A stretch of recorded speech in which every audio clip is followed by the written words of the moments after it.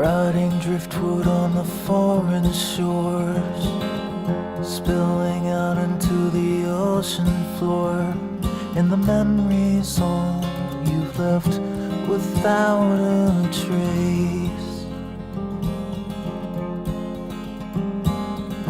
Paralyzed with the thoughts receding, current sweeps you with the silent bleeding through the heart into the darkest place.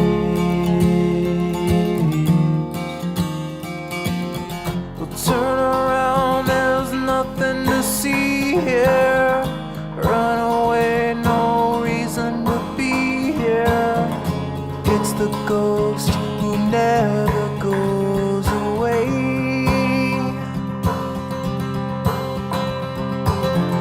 Turn around and leave this behind now. You see the ground as it bleeds in the sky now. You fight the sea, you're always gonna drown.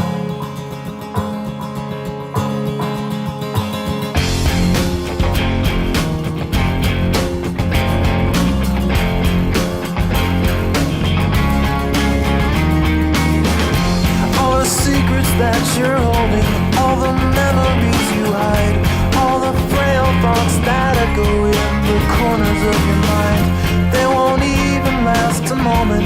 They will soon be swept away when the ocean takes you in its arms and carries you away. You carry all your burdens on the cross around your neck. You take whatever's left that you could salvage from the wreck, and the hard past will follow you like a lost dog on the beach, nipping at your trail till you've drifted out of reach. Yeah, turn around, there's nothing to see here. Run away, no reason to be here. It's the ghost who never goes away.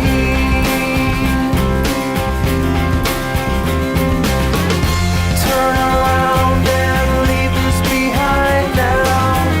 See the ground as it bleeds to the sky now. You fight the sea, you're always gonna drown. In a broken line horizon, and the castle's made of sand, you tried to hold it in your hands, you tried to understand it.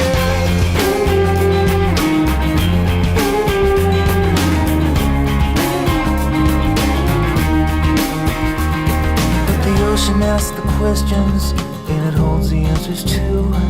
It dissolves away the lies about the things you thought you knew.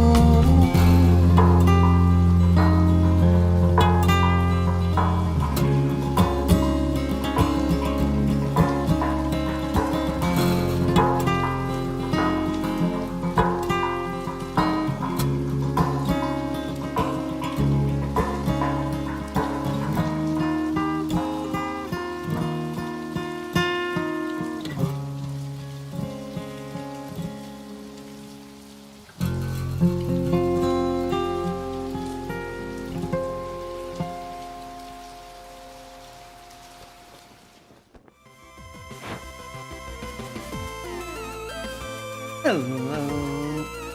Oh. My mic got turned down. Alright, try again.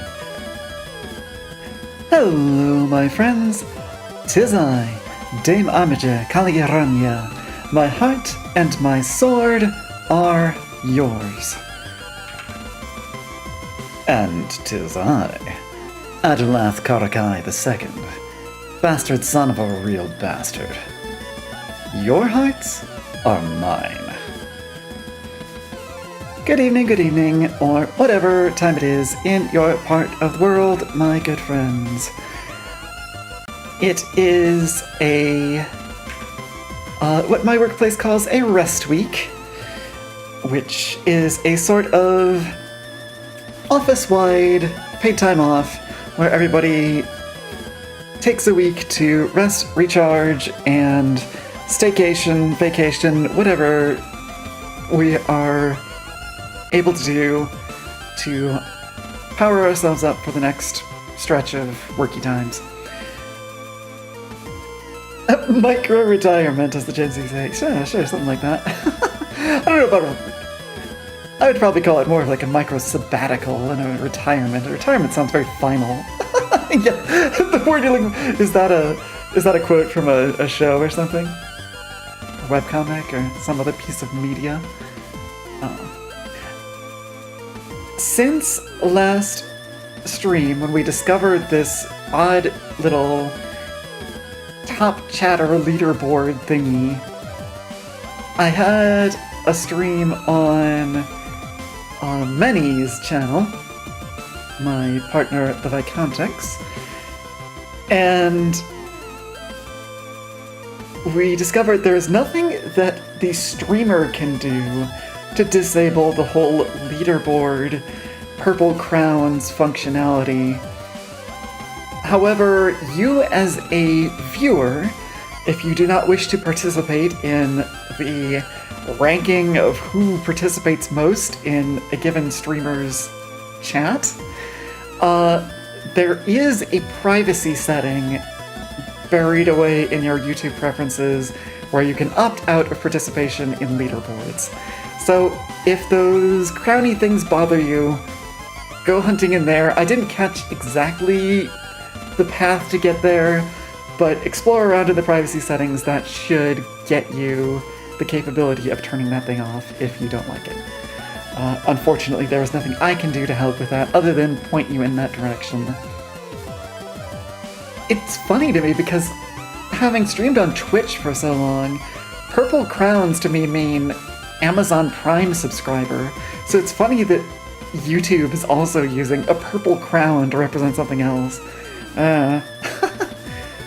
But we are back online with some stories from Soul, the Gun Dog. As of last session, our 8th stream was last time. We are up and on to our 9th. We are resisting a mutiny. We have a nascent rebellion against the rebellion. Vanessa Lord has made her move at last.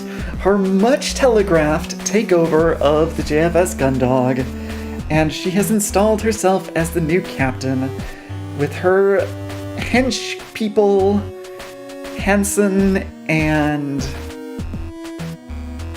the Envy, whose name I am blanking on. Hansen and the other person.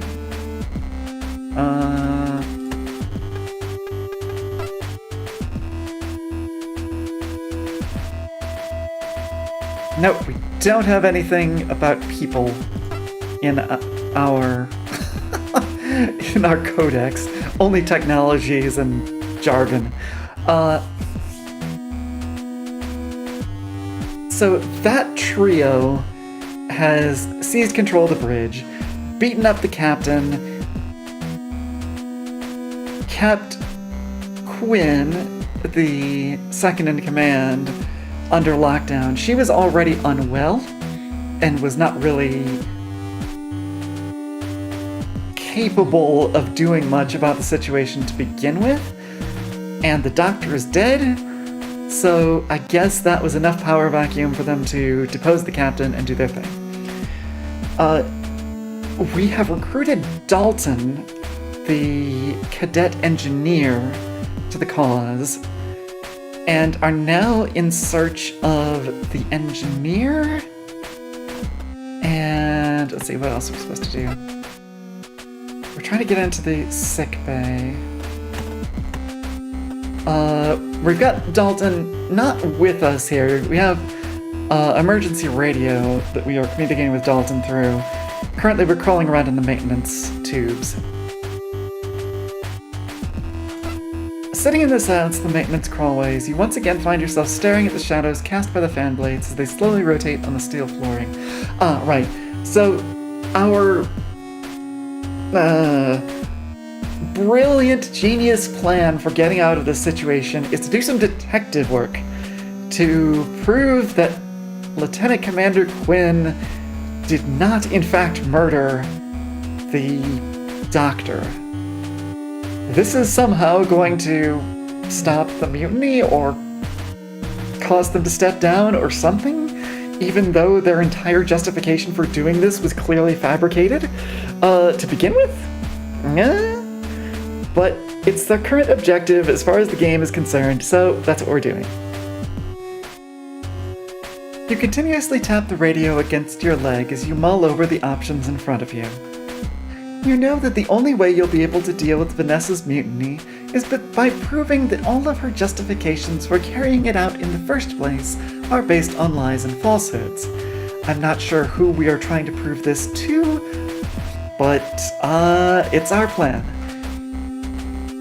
Once you know that for certain, you'll be able to share that information with the rest of the crew, because they are equally incapable of critical thinking and clearly swallowed it all at face value, I guess.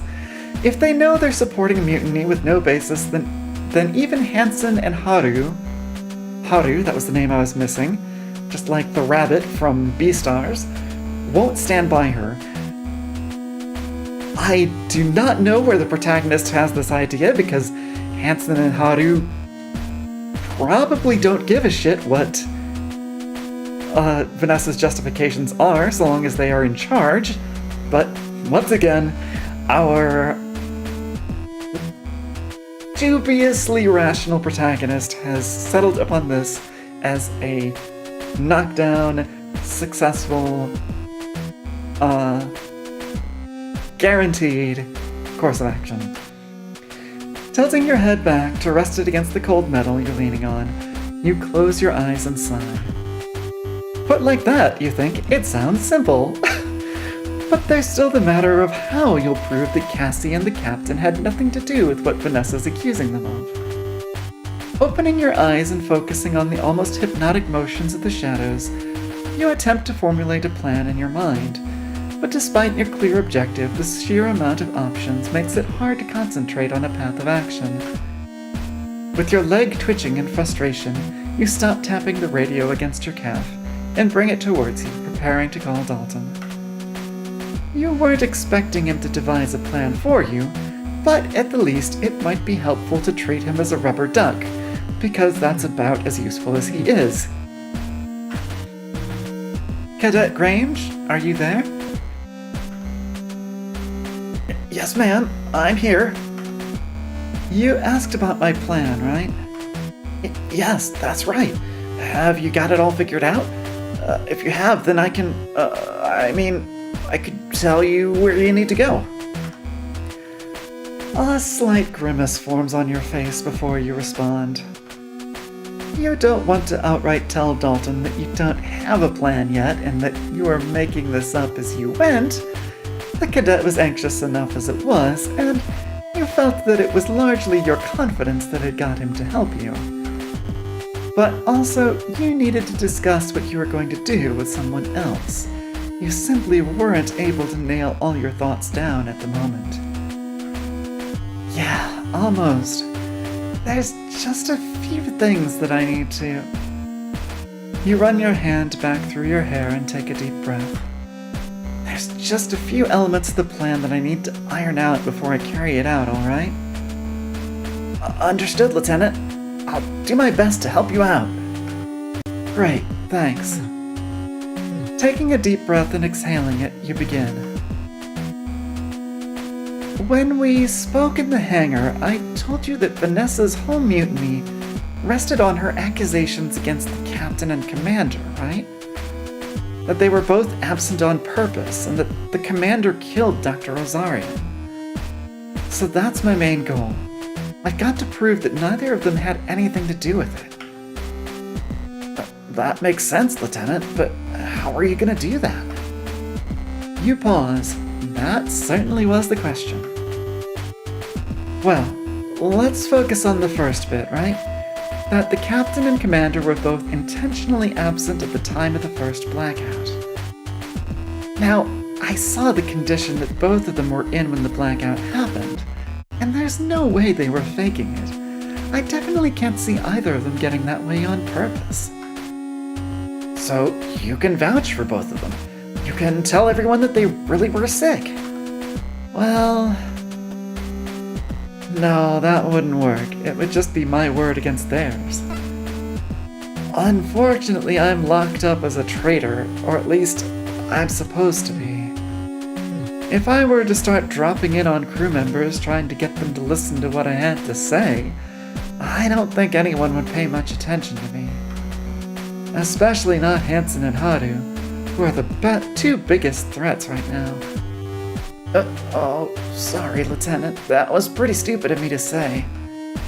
Don't worry about it, Cadet. I appreciate the input. But if I wanted to prove that both the Captain and Commander Quinn were really out of action, it'd take more than just my word. I'd need the input of someone like... You trail off mid-sentence as you try to figure out who on this ship you could count on to provide something that could persuade the rest of the crew. Someone like the Doctor? What's that, Dalton? I was, just thinking, ma'am, that both the Captain and the Commander were sick, so the Doctor would have had to make notes or something, wouldn't he? I always see him with his tablet, so I thought that's what he was doing all the time, making notes and things. But I could be wrong, that's absolutely correct, Cadet. Commander Quinn's been in the sickbay since the blackout finished, and I told the Doctor about the Captain's condition when I dropped her off.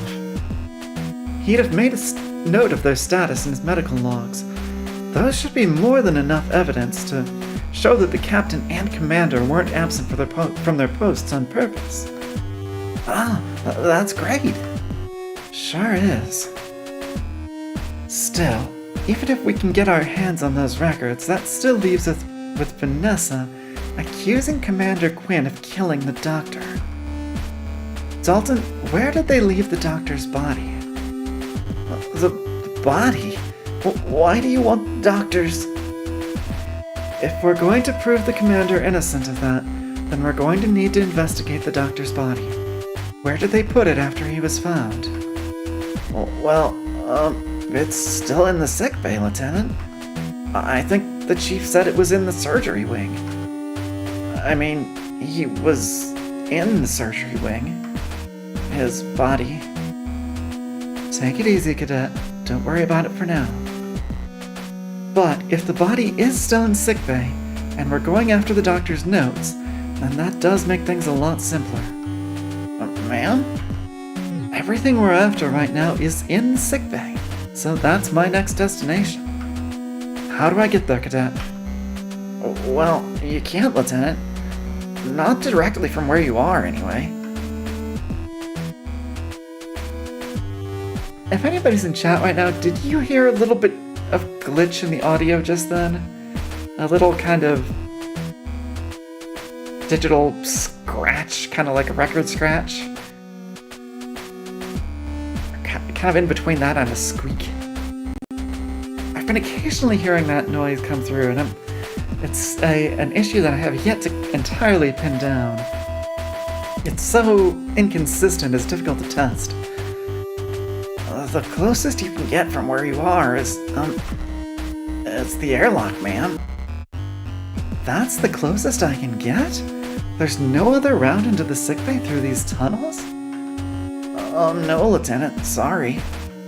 Well, once again you start twitching your leg in frustration at this newest challenge.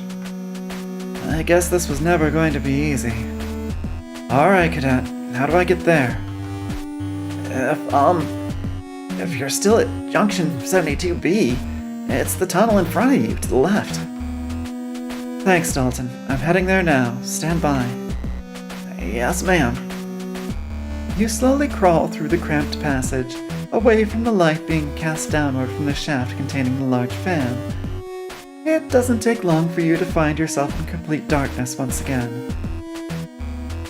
As you work your way onwards, your hand stretched out in front of you, allowing you to tell where the direction of the crawlway changes, you eventually find yourself in what feels like a dead end. You run your hand to the right and left of the tunnel's terminus, but from what you can tell, there's no alternate route to take. Maybe you missed a turning earlier?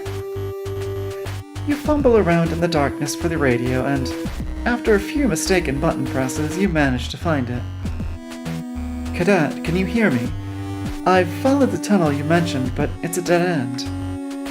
Oh, 2 seconds, Lieutenant. That's because, You wait in the darkness, listening to the muffled noises of what must be Dalton reviewing a map or blueprints for the crawlways. There's a hatch to get out, above you. It should be there. Give me a moment. You raise your arm and run it along the tunnel ceiling above you. Instead of the smooth paneling you'd expected to place your hand on, you encounter what feels like a lever. Crossing your fingers that Dalton's right and you're not about to open a hatch into space, you grip the lever and push it. With surprising ease, the lever moves, and with it you feel a mechanism slide from one position to another. The panel above you shifts slightly, revealing a thin crack of light. Got it. Thanks for the help. No problem, ma'am. Pushing open the hatch above you and standing up, you look around to see that you've emerged into the airlock. You clamber out of the tunnel, lowering the hatch behind you, but not closing it entirely. Alright, we're almost there. Moving quickly, you head over to the entrance to the corridor that connects the airlock and the central hub. Staying close to the wall in case you need to duck back behind the corner, you look out into the room beyond.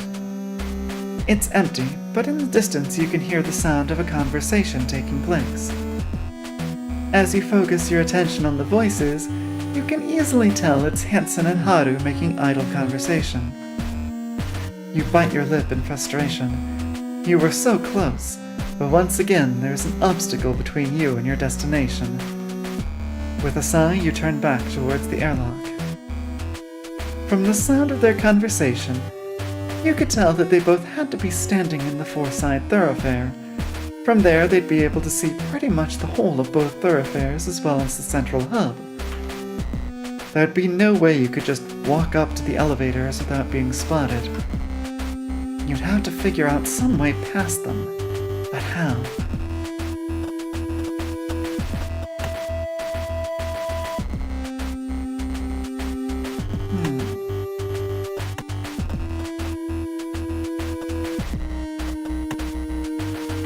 Okay, is this the hatch we just came up out of? Yeah, Dalton had told me that this is the closest I could get to the sickbay using the crawlways I have access to. There's no point arguing with him on that and trying to find a different route. I'd be in those tunnels from now until Europa.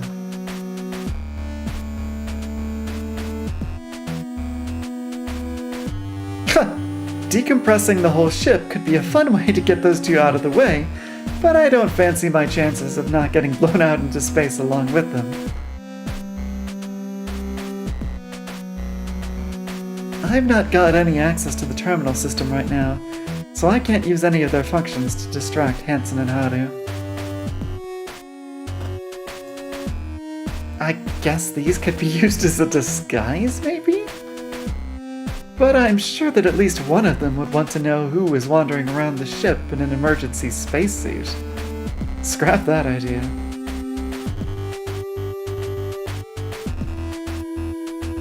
I could try luring them into the airlock itself and then closing the door behind them, maybe. That idea's got so many holes in it that it's more hole than plan.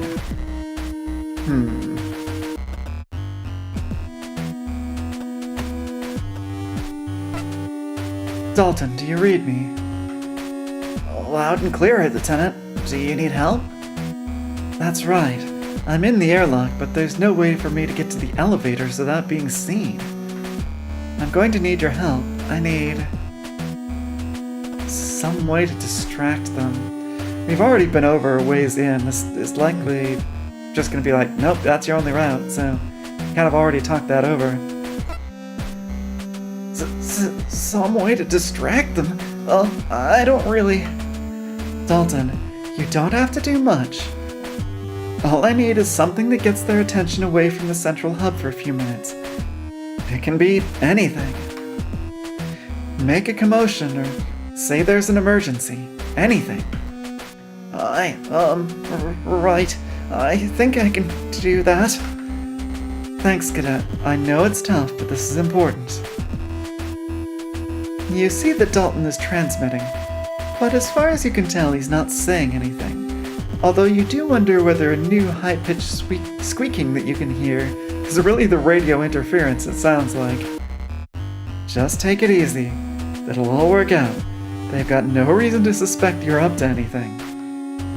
Yeah, okay, okay. Give me a few minutes, I'll do something. Thanks again, Cadet. Tucking the radio into one of your pockets, you make your way back to the corridor that links the airlock with the central hub. Did you almost just say aircock? I may almost have done. Nice. You duck down and focus on the sound of Hansen and Haru's conversation, waiting for something to interrupt it and draw them away.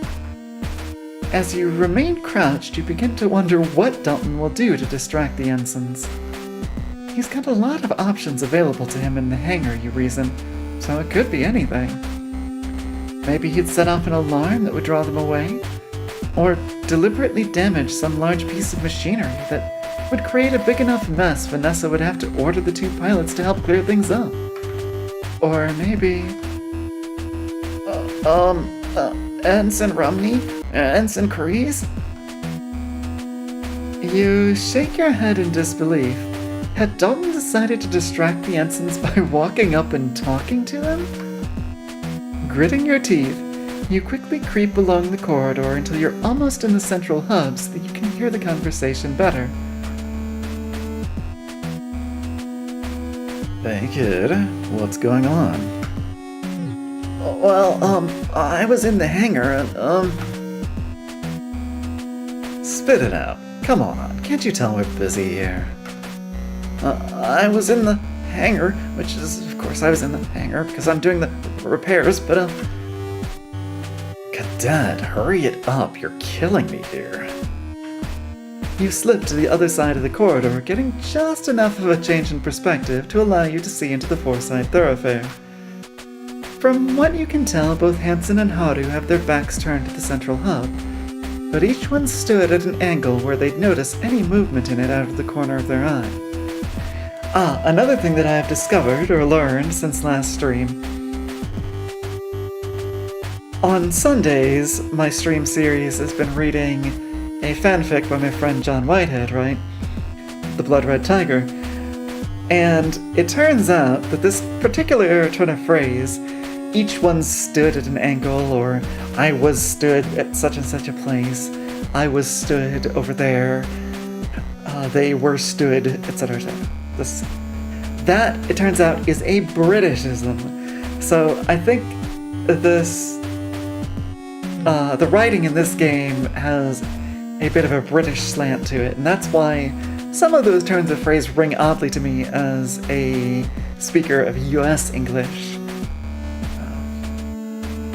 So probably, it may be for the best that I'm not the copy editor for this game, because I would have been editing those things out and it would have been inauthentic to the dialect that the authors were trying to go for. Still, I could still fix some of their typos and other errors, though. You curse under your breath. If this is Dalton's idea of a distraction, you're in serious trouble. Rhinocorn, hello! And good Rhinocorn time zone time to you. How are you doing? It was the machine in there. I think I saw it move, so I need you two to come and... Kid, you're seeing things. If that thing was moving, we'd all know about it. Now get back to fixing my Juno and don't bother us with... But it did! You need to come look, right now! Listen, you're seeing things. Now, get out of here. But it... But it did. Nice job, you lunkhead. Hey, what did I do? As Dalton begins to bawl, both Hansen and Haru step forward, half trying to get him to stop, half quarreling with each other over whose fault the cadet's emotional breakdown was. With no better opportunity in sight, you make your break for it. You exist. Well, it's the first and only thing some of us can ask, right? I'm doing okay. I've had a pretty productive day. My little sticker sheet is quite full of little attaboys to myself. Or attagirls, I guess. Having a little gender confusion with your elementary school motivation tactics over there. Well, I do what works. And, yeah, you know, old habits die hard sometimes. It's also your default answer to how are you. Oh, look at you, claiming top spot on the leaderboard. Yeah, speaking of which, if that leaderboard stuff bothers you, I mentioned this earlier in the chat, but now that you're here as well, there should be a setting somewhere in your YouTube privacy options to opt out of that stuff if the purple crown number 1, number 2 thingy is an annoyance to you. There is unfortunately nothing I can do from the streamer side to turn that off for people, but as an individual chatter, you can opt out if you find it a nuisance.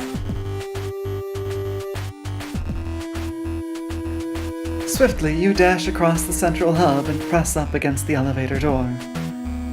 You repeatedly tap the button, thankful that due to its emergency nature, the sickbay doesn't need you to swipe your keycard to access it, instead relying on simply using a bioscanner to log whoever enters. Doesn't bother you to have the weird crown, that it reset between streams is more annoying. Oh, is the XP level like per stream? Interesting. Huh.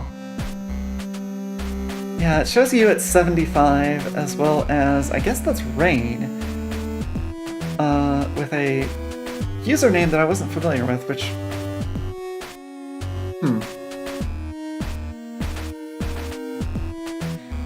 I'm not gonna read it out loud.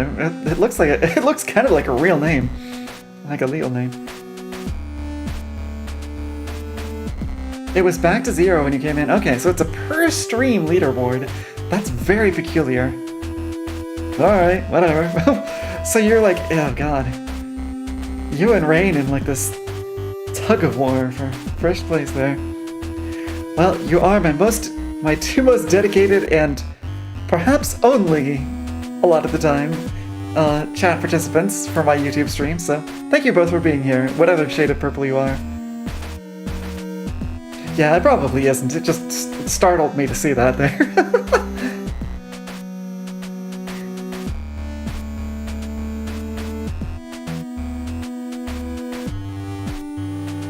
I am being overly cautious with such things. Old VTuber habits, perhaps. Old habits, theme of the evening. Guess so. Old habits for old cats. It is not your name. Okay, good. And it is itself a persona or character name of some kind.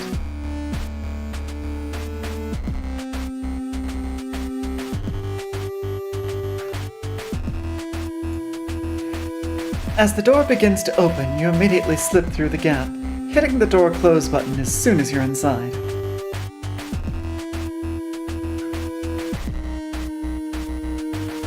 Hey, what was... Don't try and get out of this, you jerk. With a sigh of relief, you lean back against the cool metal wall and feel yourself begin to move downwards. Rhinocorn, a typo does not merit multiple apologies. I make fun of such things when I'm reading them in, like, published text. But it is absolutely no issue to me to have miscellaneous syntactical errors in casual written conversation.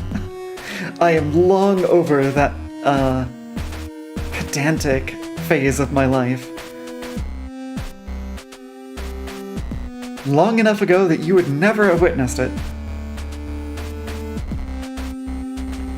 With a sigh of relief, you lean back against the cool metal wall and feel yourself begin to move downwards. Despite everything, Dalton's so-called distraction had actually worked. It hadn't quite been what you'd hoped for, but there was no point dwelling on that now. As the elevator's rate of descent begins to slow, you step forward and shield your eyes as the doors open and expose you to the harsh glare of the sickbay lights that we mention every single damn time we walk into this room.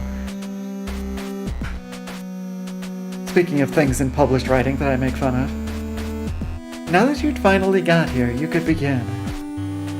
You emerge slowly and silently into the sickbay, scanning the room as soon as your eyes have adjusted to the light.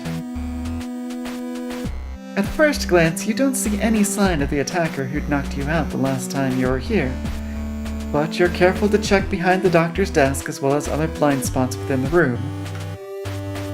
Once you're confident there's no one else in here with you, your shoulders drop and you release the tension that you've been carrying. Without any obvious threat, you take your time going over the room. Everything was as you'd remembered it being. No one had even gone to the effort of cleaning up the shattered glass that covered the floor in front of the medicine cabinets. You take a small amount of solace in that fact. If you were lucky, it meant that everything else in the room had been left alone too, including any evidence that might absolve Cassie or the captain. Okay, where to begin? Okay. Kinda want to look at this readout over here in the upper right corner. Oh, you can't actually see my cursor. I wonder if I can get it to capture that. Hang on. Nope. Guess I would need to be in a different capture mode for that. No matter. It's just the thingy upward of the currently highlighted patient beds. So let's check the desk first. The doctor's desk. If there are any documents that will come in useful, they'll be in there. Moving around to the side where Dr. Rosarium typically sat, you're relieved to find that the drawers are unlocked. No cursor for you. Yeah, this is interesting because I went to quite a bit of trouble to get this game capture mode working on Linux, and it's a little bit of a shame that it's missing that piece of functionality. I am not really well versed in the technical differences between the different capture modes, but nah. You take a thick pile of files out of the top one and begin flicking through them looking for anything useful. There's got to be something here. You think, but there's a huge number of documents within the stack of folders that you've taken, more than you could easily skim through. After a few minutes, you place them down on the table and try the second drawer. This time, a smile crosses your face as you pull out the doctor's datapad. Jackpot. Pulling a sticky note off the screen and placing it back in the drawer you took the device out of, you inspect it, looking for the power button. You find and flick a switch on the back of the datapad, watching the screen slowly illuminate as the device comes to life. The sound of a drive within it beginning to spin, letting you know it's still functional. That's an interesting bit of retro tech. A handheld datapad with a spinning plate disk drive. I would have expected something handheld to have solid-state memory, right?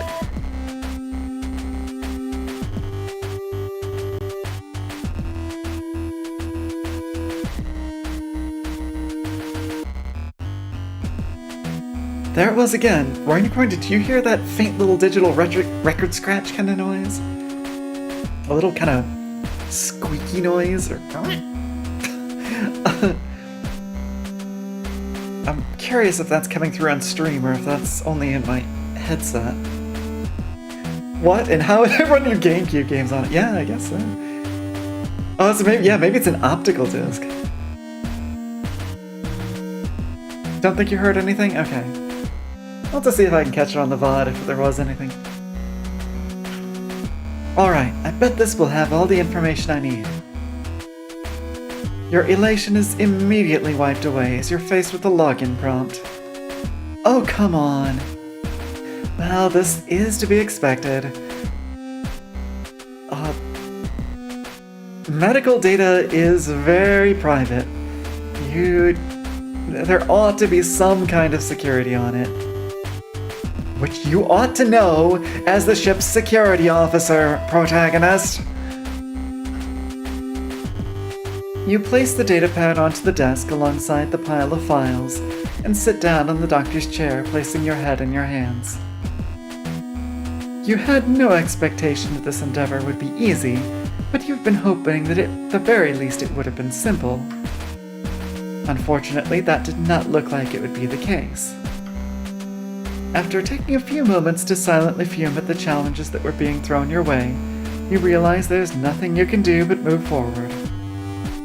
This can't be it. There's got to be something I can do. With a long exhalation, you stand up, looking around the sickbay. You'd come this far, you weren't going to give up yet.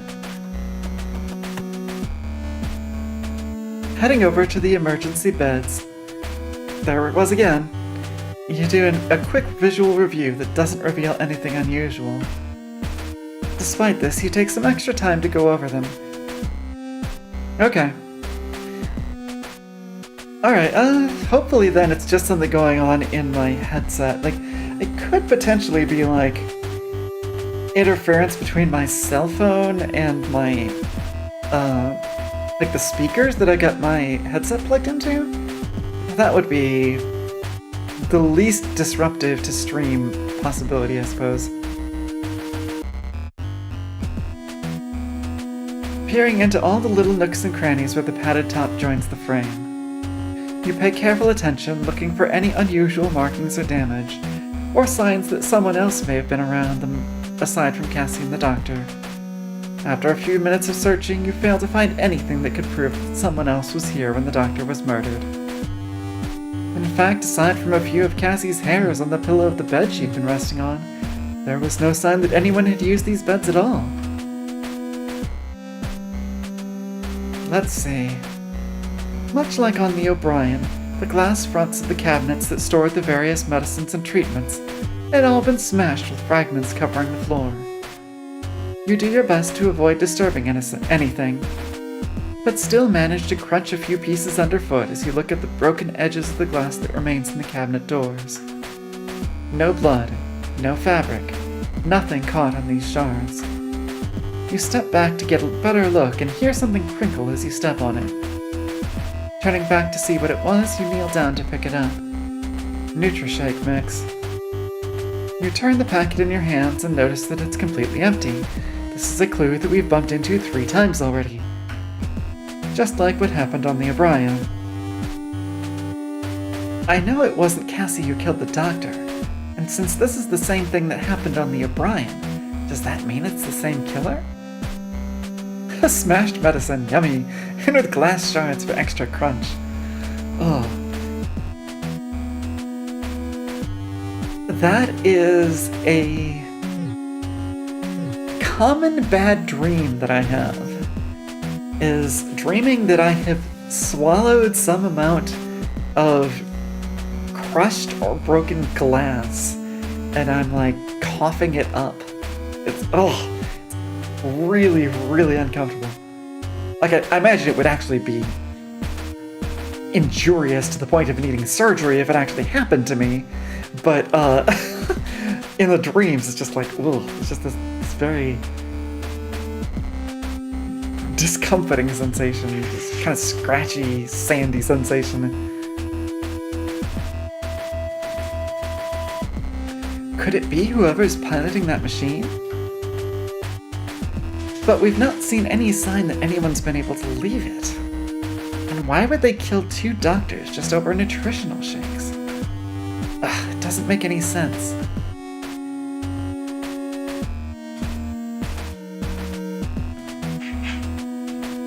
As you walk over to the entrance to the surgery wing, the first thing you notice is that the typically clear glass panel that lets you look inside still has the frosted effect that's reserved for patient modesty or any procedure requiring discretion. With the rest of the crew accounted for and no one available to do any surgeries, you can only assume that it was left in place because the doctor's body had been stored inside. Running your hands back through your hair, you pace from one side of the room to the other. As far as you could tell, there was no obvious proof that Cassie had been the doctor's murderer, but you couldn't find any proof to the contrary either. At this rate, you wouldn't be able to find anything, and there was every chance that once you'd left sickbay, the ensigns would have returned to their positions outside of the crew quarters. Had you risked it all for nothing? Before you can dwell on that thought, you hear the elevator whir into life, letting you know that within the next few seconds someone would be entering the room. With no time to spare, you decide to hide. Just go into the surgery wing, you doofus! You look around the room in desperation for somewhere to conceal yourself so that you can either stay unnoticed by whoever enters or get the drop on them if necessary. Alright, on this cliffhanger, we're going to take a short break. The dog is asking to go outside, and it's been his second bout of restlessness in a little while, so I'd better give him his chance. I'll be back very shortly. Enjoy some copyright-free tunes in the meantime.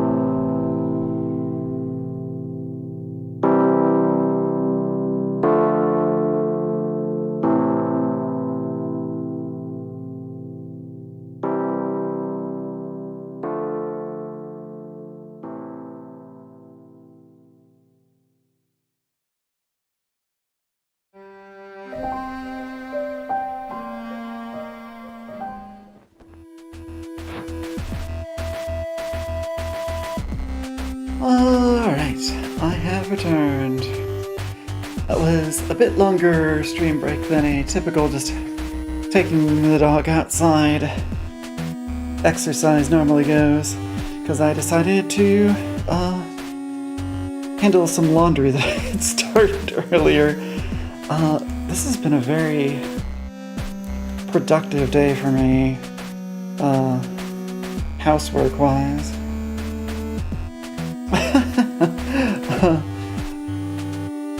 My silly little sticker chart is running out of space for all the stickers I'm putting on it. Oh, the things that we ADHDers do to figure out how to motivate ourselves.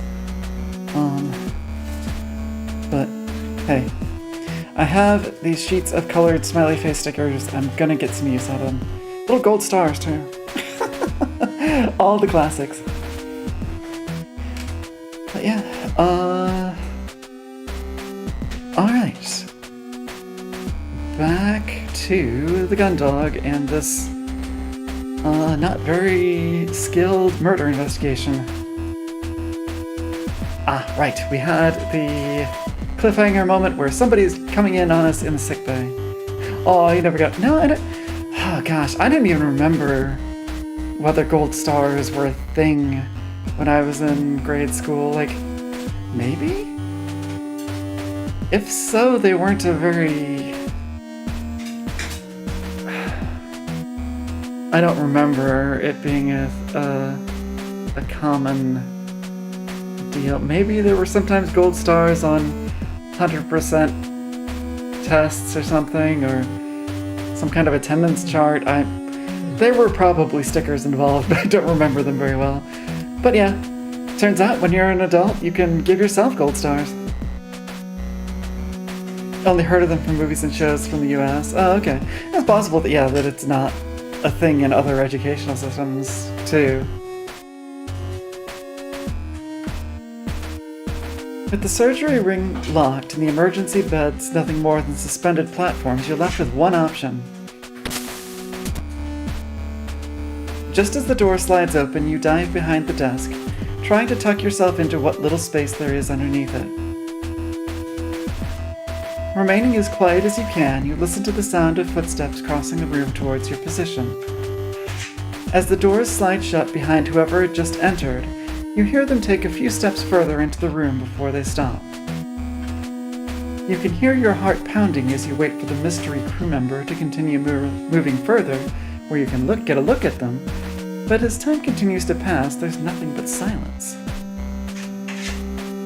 One of the many things you're convinced must be fictional and only much later learned are actually real. You know, sometimes stuff is like that. We run across them in fiction, without there being a part of our own lived experience, and so we really don't have any context for them. Until you bump into somebody who talks about having, you know, their own memories or experience the thing in real life. But, yeah. I take it from the frowny face that you think that that's the sort of thing that you might have appreciated as a youngster? But if you had been given the opportunity to earn a gold star? Eventually, the tension you'd been feeling turns to frustration. Did they know you were hiding? Were they waiting for you to reveal yourself so they'd have the advantage? Was this a mind game they were playing? You notice that near the desk is one of the many boxes of medication that had been scattered across the room when whoever had ransacked the sickbay had gone through the medicine cabinets. With the utmost care to not give yourself away, you reach out for it and pick it up. Then, shifting your position, you throw it towards the far side of the room where it bounces a few times. You, never needed gold stars, always followed the rules because they were rules, and helped because helping was the rules. Eh? Sounds like you had a pretty good structure for things then. Its contents audibly shift within it until it hits the far wall and stops. Gah! You recognize the startled scream instantly and breathe a sigh of relief as you crawl out from underneath the desk and stand up. As you turn to greet Dalton, you see his back is facing you as he hammers the call button on the sickbay elevator. Cadet, relax, it's just me. Ah! Dalton, take it easy. Oh, I'm sorry, ma'am. I saw something move and didn't see you, so I thought something was in here and... Dalton! Alright, yes, sorry, ma'am. Don't worry about it. What are you doing here, Cadet? Oh, well, I tried to distract the ensigns for you, but it didn't quite work. You recall Dalton bursting into tears in front of both Hansen and Haru, giving you the opportunity to get to the elevators, albeit not quite in the way you'd intended. And I got a bit overwhelmed, so eventually they told me I should go to sickbay to find some, they called them benzos, and lie down. I didn't think you'd be in here, which is why Right, I get it, Cadet. But it worked! My distraction worked! Yeah, you did a good job there. Have you managed to find what you were after? Can we prove the captain and the lieutenant commander are innocent? You let out an exhausted sigh and your shoulders drop. Oh, I've not had any luck yet. You gesture towards the sickbay. The door to the surgery wing is locked, so I can't get to the doctor's body to see if I can find out how he was killed. And although I found his datapad, it's protected by a password. So what's the chance they're gonna check on Dalton in the sickbay? Non-zero, but I don't think very high. It really sounds like that was Hansen and Haru trying to get Dalton out of their hair, just to go away and not exist for a while so they didn't have to deal with him. Knowing them, you know.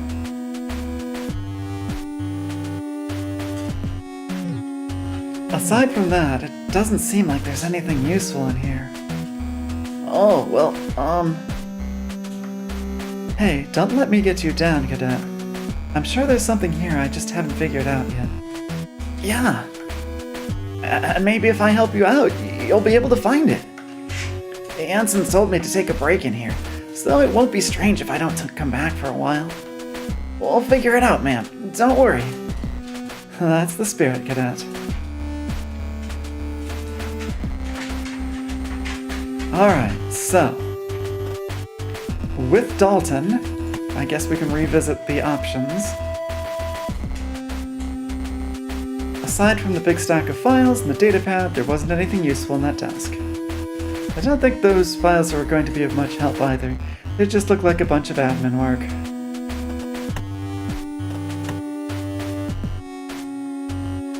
Oh, it works!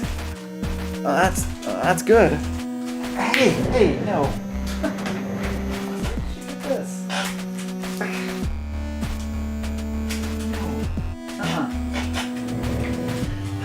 Dog's getting into things. It picked up some kind of USB adapter. I was trying to get it out of its packaging.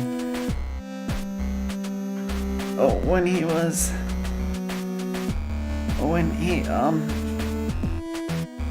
Lucky for us, it seems that he didn't have it on him at the time.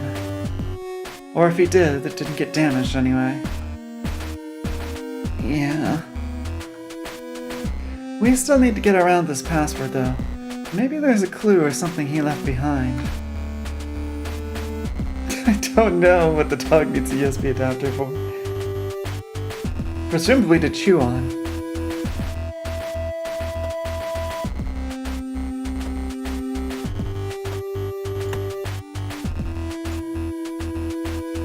The doctor's body would have been placed in here for storage until we get back to Europa. I'd bet on it. There's got to be some way in that I'm missing.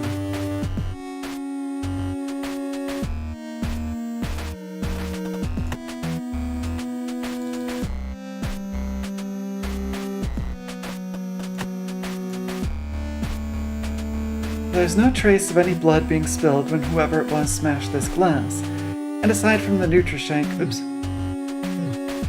There's no evidence that anything was taken either, I think is what it said. Not that I'm familiar with the medicine that's kept on board. Okay, so nothing special. I guess we talked to Dalton. I just checked the beds and didn't find anything. But don't worry, ma'am. I'll take a look at the cabinets next. Thanks, Cadet. Maybe you'll find something I've missed. Oh, you've already checked them? Yeah, I've basically checked everything in here, but I haven't been able to find anything. You've really not found anything? You look across at Dalton. If you was anyone else, you'd suspect that comment of being a barbed jab. But considering who you were talking to, you knew it wasn't malicious. Still, you couldn't help but feel the slightest bit of annoyance at Dalton for pointing it out. Well, I know the basic series of events.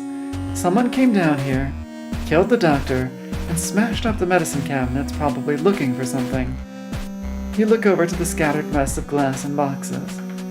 I can't tell what they wanted, though. Never mind that every time we've looked at this, it's had something to do with the damn Nutrishake. Say, at least mention the damn Nutrishake. Come on! Nothing important seems to be missing. Just all seems so random. I can't tell what they'd want in here. What about these, Lieutenant? See? This game. Dalton gingerly picks up an empty Nutrishake mix from the floor, shaking the glass fragments that it had scattered over it off, and presents it to you. Cassie had been prescribed these by the doctor, but she'd have never killed him for them. No one would do this just for these. Oh, right. What? I'm sure you'll figure it out, man. You've managed everything else so far. Yeah, we already know that nobody on board is observant and rather selective in their memory. We just need to keep looking. The cadet's optimism grates against your own weariness, but you know that on some level he's right. You can't give up now. Yeah, you're right. Let's keep going. You rest your hands on the doctor's desk, looking at the pile of papers that you left on it, and start drumming your fingers in frustration. Even though you'd found the doctor's datapad, the fact that it was locked by a password was infuriating. You felt this close to being able to find what you were after. Is everything alright, ma'am? Yeah, that's fine, Cadet. Just thinking about the doctor's datapad. It could give us everything we need, but without his password, there's no way for us to access it. Has he, left a clue or a hint or anything? Sometimes when I have to remember something, I'll make a little note. A vague memory returns to you and you walk around to the other side of the desk, opening the top drawer once you're there. You rummage through the various plugs and cables, but it seems like you've already taken everything that might be useful out. You close it and open the drawer below, finding only the sticky note that you'd previously peeled off the screen. You hold your breath, hoping that the doctor approaches his password the same way Dalton does. Apprehensively, you pick the note up and start reading.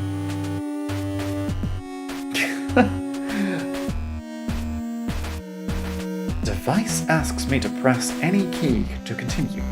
Ask Cathay's location of any key, not visible on keyboard. Damn it, Doctor. Is that it, Lieutenant? Did you find it? Can you log in? You hold the note out to Dalton, who takes it. Oh. Yeah. But, if he was that bad with computers, how complicated could his password be, right? Maybe it's something we could guess. You look at the optimistic sparkle in the cadet's eyes that's clearly at odds with both his own anxiety and the world around him. The letdown of the note had made you feel that much more exhausted. You weren't confident that you'd find what you were after, but you couldn't take that hope away from Dalton. Maybe, Cadet. Maybe it's something really simple.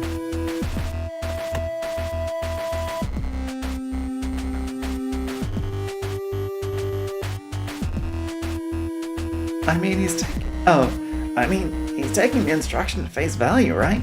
Maybe his password is something like that? Just something really obvious, maybe?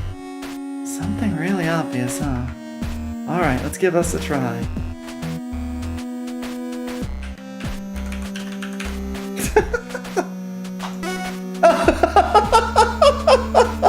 Oh, that's beautiful. Yeah, wasn't the talk on the ever-shortening list of somewhat trustworthy crewmates? Yeah, no. Take the doctor off the list of competent, of possibly competent. members. We're really down to just the chief of engineering. I think she's the only person who can be counted on for much of anything.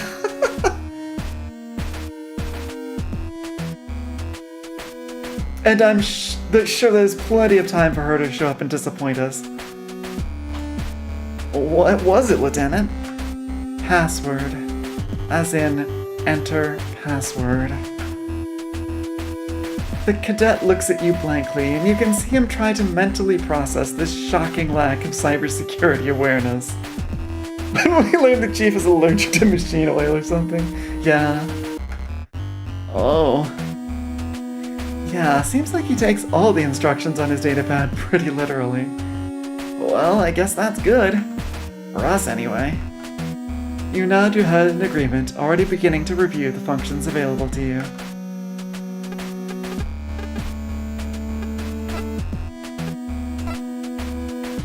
This looks like it contains the medical records of everyone on board the Gundog. If I go any further, I'll be looking at some really sensitive material, but there could be something in here that helps me. I'll need to make sure I only look at what I need to. Well, okay. If it's gonna be counted against me to look at things that I shouldn't be looking at, then I will only drill into the files for the captain and the lieutenant commander. Marius Bartimeus. Ah, here we are.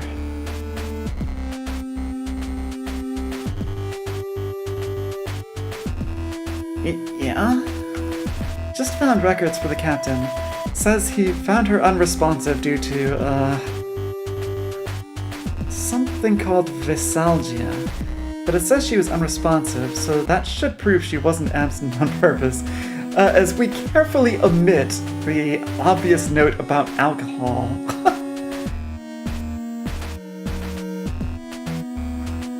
Oh, that's good, right? I mean, it's not good, but it's good for... It shows that... I get what you mean, Dalton. Yes, it is good for us. But, we still need to find out about Commander Quinn, right? That's right. Hopefully there should be some more information here.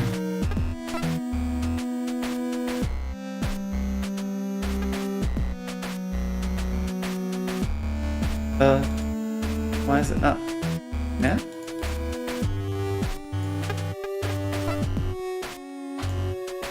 Why is it? Huh? Anyway, Cassandra Quinn. Oh, negative blood type. Damn. That's very useful. Patient delivered to sick bay unconscious. Recent updates: sudden onset migraines and loss of consciousness. Current scans remaining conclusive, indications of neurological condition. Will require escalation to the Colony Medical Center if scan set 3 provides no avenue for effective treatment. Diagnosed with gastric distress, linked to synthetic ingredients in onboard food stores. Ongoing treatment: standard meals to be substituted for NutriShake powders. 50-gram serving, 3 times daily.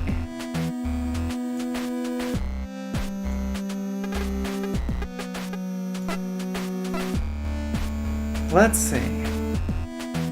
Okay, so it wanted us to go to the task screen, apparently.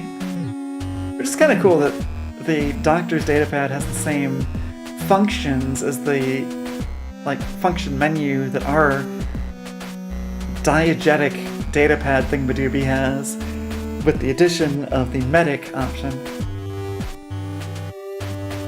Let's see. Here we go, information on Cassie. Oh, does it tell you what you need to know? Well, according to this, the doctor gave her sedatives at 21:22.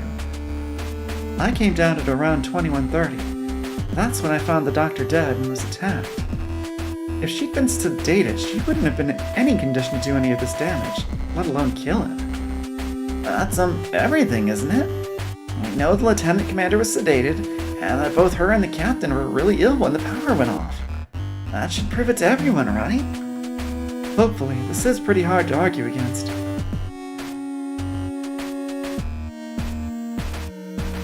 Ah, sneezes. Okay.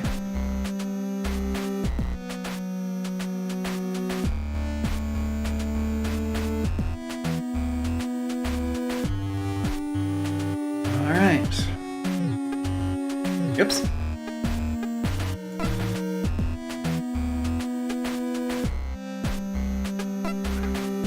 How do I get out of here?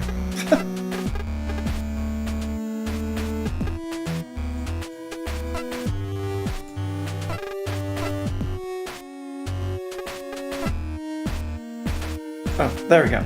Excellent. So that's good, right? Well, with this we can prove that the captain, Lieutenant Lord is lying. That she's wrong. Yeah, it's pretty hard to ignore that this totally goes against what she said. Great, so now we can go and tell everyone. Hang on, Cadet, not yet. There's still a few other things we've got to check out. I'd like to make sure you got as much information as possible before we leave. Oh, right, yeah, of course.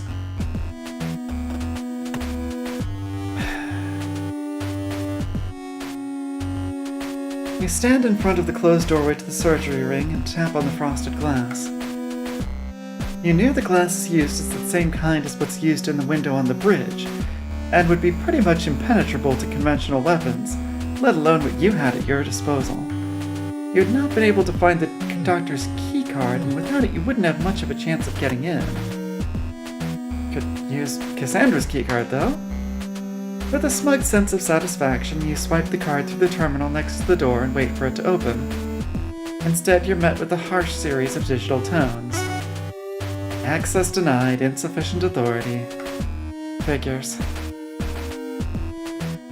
Your eyes linger on the terminal for a few more seconds as you think about everything you'd gone through in the past few days, involving bypassing these devices with the doors attached to them entirely. Dalton, you didn't bring the PST by any chance, did you? Oh no, sorry man. I didn't think we'd need it. You spent some time investigating the terminal. With all the time you'd spent over the past few days getting around the ship's security functions, you couldn't help but feel there was something that could be done here. There's no way to unlock this that you know of, is there, Cadet? Anything you can do to the mechanism that could disengage it?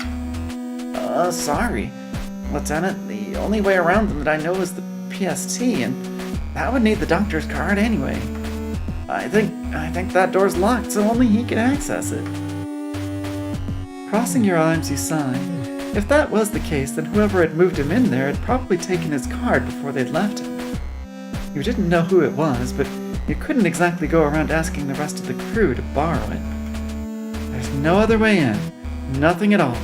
No vents, no crawlways. Sorry, Lieutenant, but the sick bay is pretty much separated from the rest of the ship in case they need to do quarantine procedures or something. It's got its own air supply, and it's on a different circuit to the rest of the ship. Sorry. It's not your fault, Cadet. Don't worry about it. Yeah, of course. That's pretty much it, isn't it, Lieutenant? What's on the data pad shows that the Lieutenant Commander couldn't have killed the doctor, and that both her and Captain Bartomuse were actually sick. We can show this to everyone and change their minds, can't we? Well... did I miss something? No, I know. It's not that, Cadet. We can show that it wasn't the Captain and it wasn't Commander Quinn, but we still don't know who it was. Oh! There's a killer on this ship, and right now we're the only people who know that for certain. Even if we get Captain Bartomuse back on the bridge, the whole crew's still at risk. We need to figure out who it was and stop them before they can kill again. But how? After seeing the data pad, I realized that it's not just the doctor making logs. The ship does it too. Everything's tracked and recorded. In special cases like the armory, there's alerts that are set off when someone uses it. But for day-to-day things like doors, it's just recorded. If we look at the records, we should be able to figure out who it actually was by tracking the crew's movements. But isn't Lieutenant Lord on the bridge? If we went to get reports, she'd set off an alarm or something. We don't need to go to the bridge, Cadet. Think about it. Everything on this ship is run from the central computer, right? We can just head straight there. Oh, yeah, of course. But there's one thing, Dalton. Lieutenant? I'm going to need another distraction. Something serious this time. Oh, right, okay. Cadet, don't worry. It doesn't need to be something huge, just something that gets the ensigns out of the thoroughfare. I know you can do it, Dalton. We're so close. Okay. Okay, Lieutenant, I'll do what I can. Thanks, Dalton. Alright, so I'll head up with you, and as soon as you distract them, I'll make my way to the airlock and head to the engineering department via the crawlways. Okay, so I'll head out before you? Right. Ma'am, is everything alright? You can get to the engineering department from those crawlways I was in earlier, can't you? Oh, yeah, of course. I made sure to take a good look at the maintenance map since you were using them. If you want to get to engineering, then once you get back to maintenance junction in 72B, you take the route that's opposite, the one that led to the hangar. From there, you just carry on straight. Just carry on straight, got it. You press the call button next to the elevator doors and they instantly slide open. Wordlessly, you and Dalton both step inside. As the elevator starts its journey upwards, you look over to the cadet, who's standing rigidly, his eyes fixed on the doors ahead. Cadet. Yes, ma'am? It'll be fine. Just get them looking away from the central hub and keep them busy for 30 seconds. That's all I need. Yes, Lieutenant.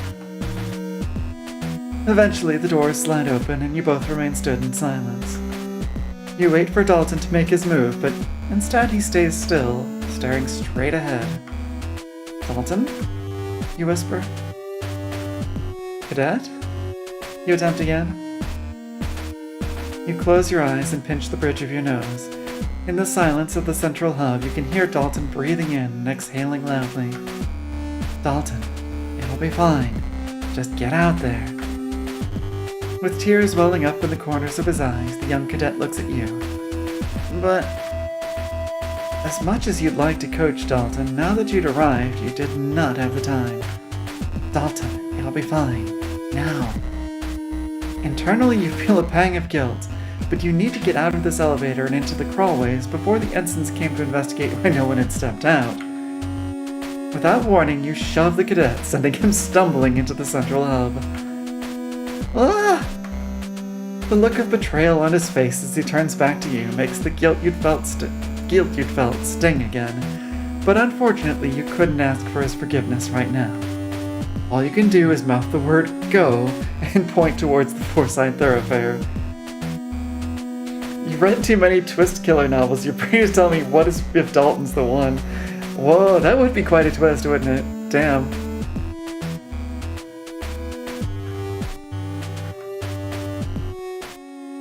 Hey, kid. What are you doing there? You hear Hansen call out from the thoroughfare. Huh? Hey, I'm talking to you, Grange.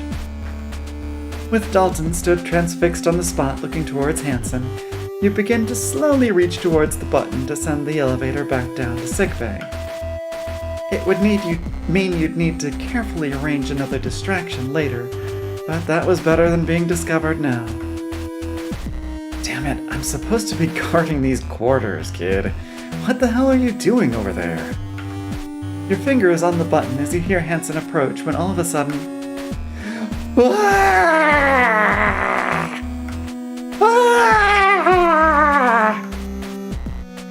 Now screaming at the top of his lungs, Dalton sprints straight towards the Forsyth thoroughfare. Churro from Krabat, if you even know that story. Not even remotely. What is that? God damn, kid, what did you take?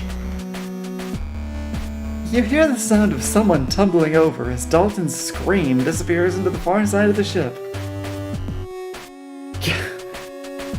Get up, Kreese. The kid's gone nuts.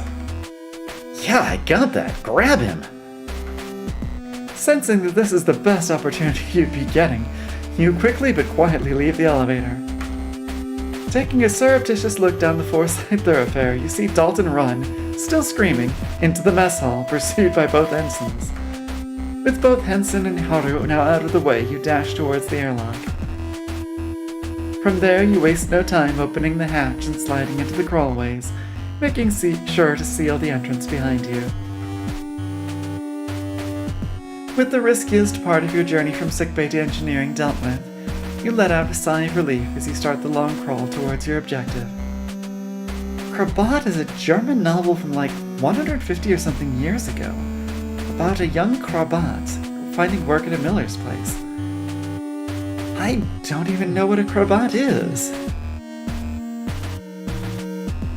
He slowly learns that the miller and the other boys there are practicing dark magic. Whoa. There's only one brief pause in your journey, and that's when you arrive in the maintenance junction. You look around at all the tunnels that lead off to different areas of the ship, remembering what Dalton had told you and being thankful that you'd remembered to ask. Confident that you knew where this path would lead, you resume your journey through the ship's crawlways, steadily heading away from the light and towards more darkness.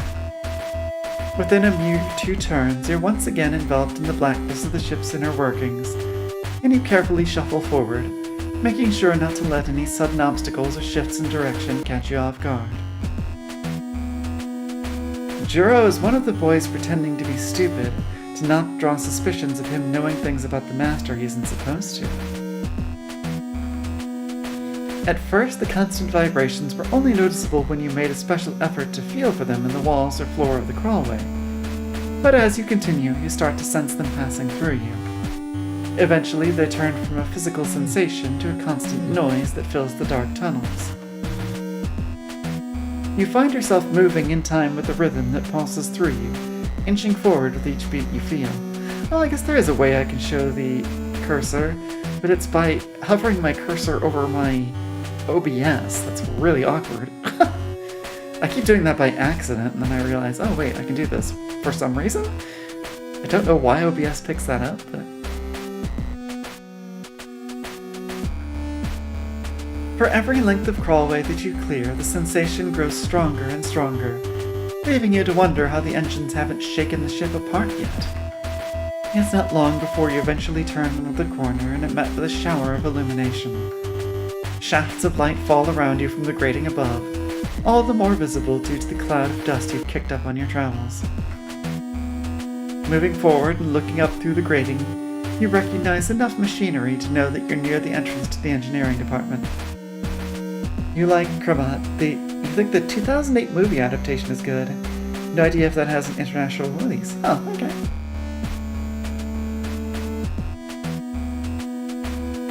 You tentatively test the grating above you by pushing against it with your forearm, and find that it lifts away freely with no need to unfasten any screws, bolts, or fastenings.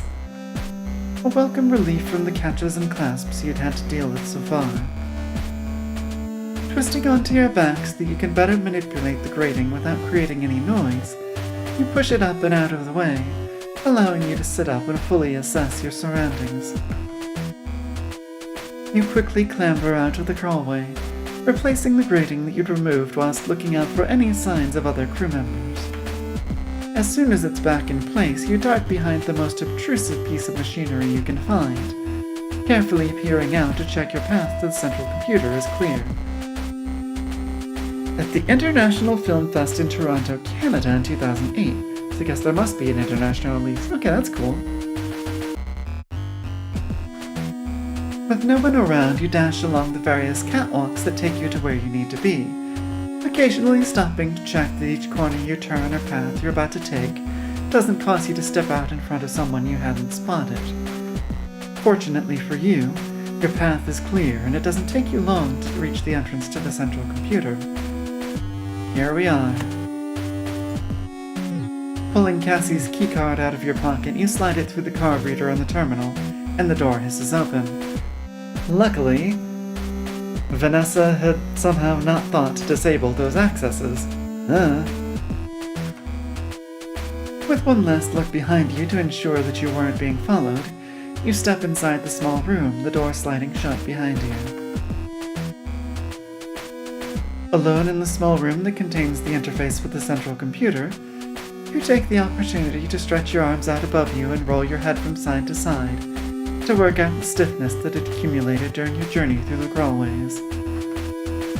Laying your hands on the keyboard, you wonder whether you should call Dalton. Although you would use the surface-level functions of your terminal and datapad, anything beyond that was a mystery to you. Computers had never been something you'd had much enthusiasm for getting to grips with. You begin to reach for the radio, but stop. After Dalton's distraction, there was every chance that the ensigns were with him right now, and you didn't want to give yourself away. With a sigh, you begin to type in commands, stopping every few keystrokes to delete a mistyped character or to remember the correct format of a particular instruction. Just emphasizing that these characters do not have the skills to work aboard a starship. Oh my god. Obviously Vanessa hasn't.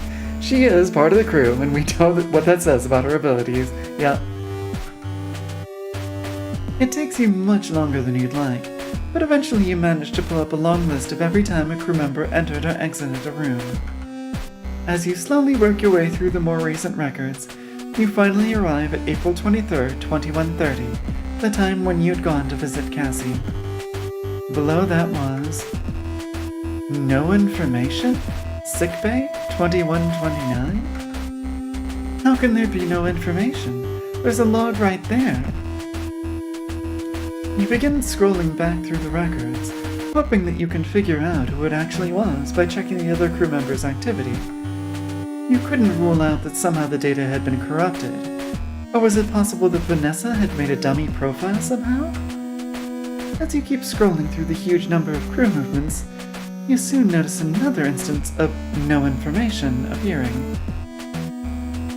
No information, crew quarters 5, 2102. That's Cassie's cabin. Oh, that's just the boy's name. Oh, okay. A young Krabat. Okay, a young person named Krabat. Not a young Krabat, like Krabat being a category of thing that is the person. Yes, got it. Understood. Comprehension obtained. Thank you.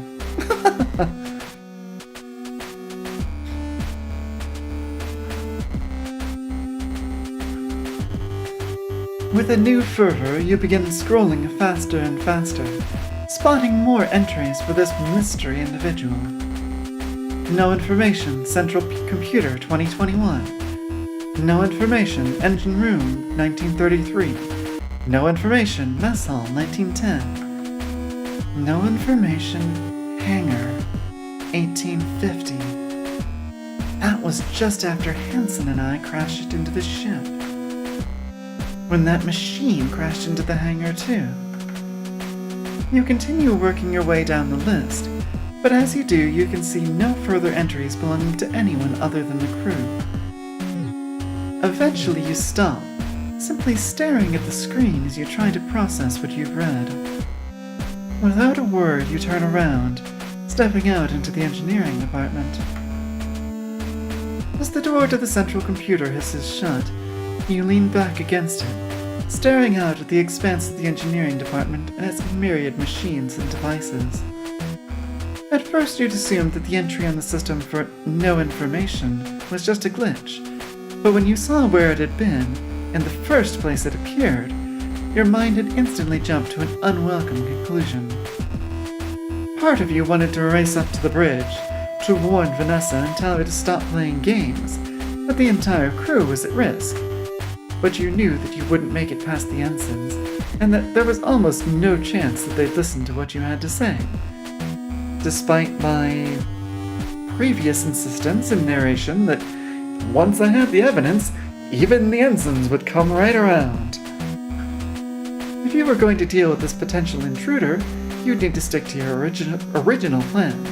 Prove Cassie and the captain innocent, get the other crew members on your side, and then confront Vanessa. With a deep, exasperated sigh, you slowly squat down, your back sliding against the smooth metal of the door until you're sat on the catwalk. Ah, another variation of that style of phrase. Until you're sat, just like until you're stood. Placing your head in your hands, you struggle to corral your thoughts. You'd found out a lot of information, hopefully enough to absolve the captain and Cassie of Vanessa's allegations. But despite your best efforts, you couldn't bring them together into the bulletproof arguments you needed.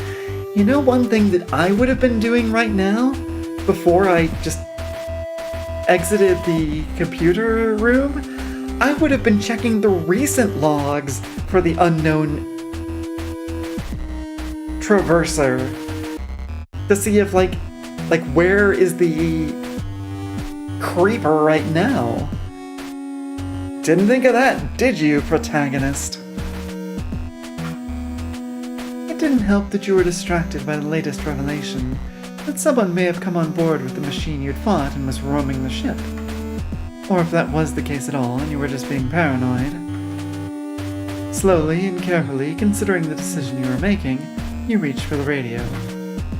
There was every chance that Dalton was still with the ensigns, but you needed to talk through what you'd discovered with someone if you were going to figure this out. I really do wonder why we haven't talked with the chief either.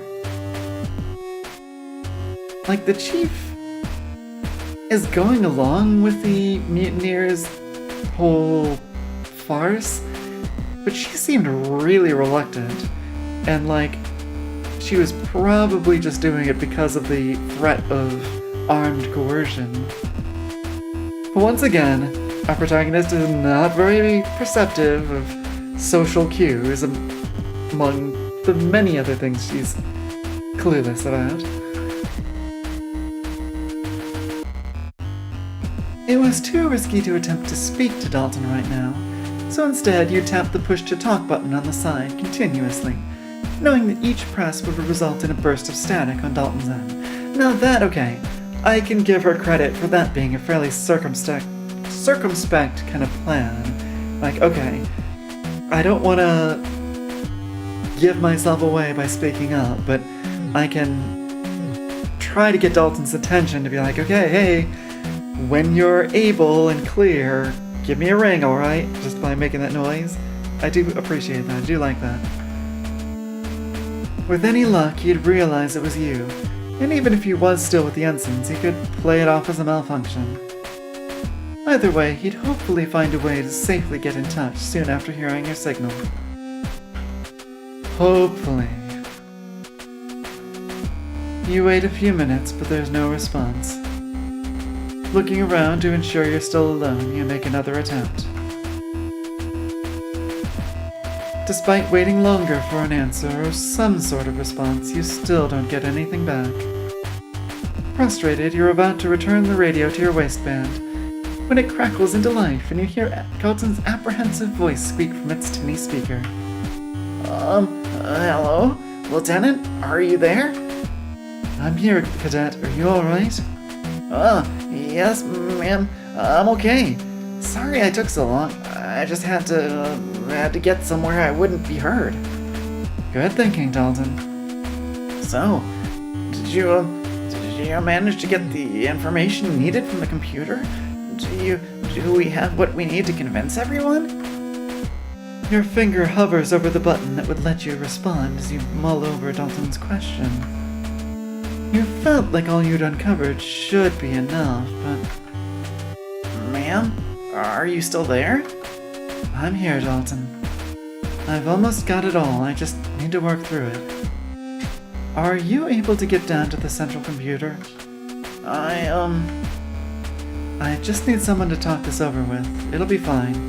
The ensigns won't think anything of you heading this way. Yes, ma'am. I'll be there in a few minutes. Thanks, Dalton. I'll be waiting. You stand up and tuck the radio back into your waistband, looking around the department again as you do. Whilst waiting for the cadet to appear, you find a position behind some machinery where you should be able to spot anyone who comes your way before they'd be able to see you. Keeping watch for any other members of the crew, you stay in place until you see Dalton making his way towards you with some trepidation. Looking over his shoulder every few steps and jumping at random unexpected noises coming from nearby machinery, it takes the cadet much longer than you'd like to get near to your hiding spot. Once he arrives by the entrance to the central computer, you prepare to step out. You don't want to scare him, but knowing Dalton, it would be next to impossible not to startle him. Thankfully, you think any outburst of terror that he could make should be covered up by the ever-present noise of the engineering department. Dalton? Wah! Just as you'd expected. I'm glad you could make it down. Was everything okay with Hanson and Haru? Lieutenant, it's you. Yeah, everything was all fine. They managed to catch me and made me sit with them until they were sure I hadn't taken anything I shouldn't. I told them I hadn't taken anything at all. I was just creeped out by the sickbay. But they didn't believe me. I only managed to get away from them because I said the signal you sent was one the chief used to call me. They told me not to tell her that they sent me to sickbay to get medicine, but since I didn't, and since I'm not even going to see her now, it's all, okay, I think. Right? Listening to Dalton talk, you felt the tension in your shoulders return, despite how you'd stretched them out earlier. I'm glad to hear you managed to get away without arousing their suspicions, Cadet. Good job. Thanks, ma'am. So, what did you need? Now you've got all the information. That's everything, right? Well, not quite. What we found out in the sickbay, and what I found out from Central Computer, I think I figured it out, but... You pinch the bridge of your nose and close your eyes. Even with the time you'd spent waiting for Dalton, the whirlwind of thoughts and ideas in your mind hadn't settled. I need to go over it with you. This is our only chance to convince everyone that the Captain and Commander Quinn are both innocent, and that Vanessa's making it all up. But I need to make sure I've got it all straight. If there's any holes in my argument, then they might not believe me, and that's it. Plus, there's some other stuff I found out too. But we can figure that out later. Right now, we need to start at the beginning. You mean, proving the commander didn't kill the doctor? That's right. So, you got that figured out, Lieutenant? Do you have something that proves Lieutenant Commander Quinn didn't kill Dr. Rosario? Why couldn't Cassie have killed the doctor? Because of the condition she was in. The commander would have been sedated at the time the doctor was killed. Based on what we saw in his tablet, I arrived only minutes after she'd been sedated. His logs have both the dosage and timing on them. How could she have killed him if she was unconscious at the time of the murder? Hey, that's right.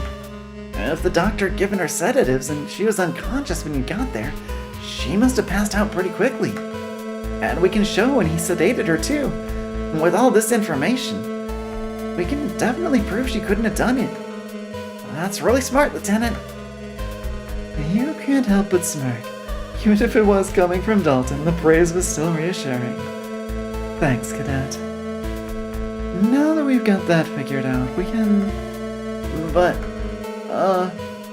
What is it, Cadet? You ask, your question tinged with a hint of frustration at Dalton finding issue with what you felt was an airtight point. I was just thinking that, maybe Commander Quinn killed him, like, really quickly? Then maybe she could have killed him before the sedatives took effect? Sorry. It's just Commander Quinn could have... After they found him, Ensign Kreese told me that they couldn't see any marks or injuries on his body. That Quinn must have had some ultra-lethal spy way to kill him. What if Captain Lord says something like that? We wouldn't be able to prove her wrong. You cross your arms and turn away from the young cadet. Looking out over the abundance of technology filling the engineering department, you go over your thoughts. Dalton had raised a good point, and you know that if he had been able to realize it, it'd definitely be something that Vanessa would come up with to counter you. Unfortunately, because you hadn't been able to examine the doctor's body, you hadn't been able to determine the exact cause of death. Without being absolutely certain, you'd have to make some assumptions that would hopefully be convincing enough. So, we need to prove she didn't kill him before she fell unconscious, right? She couldn't have because...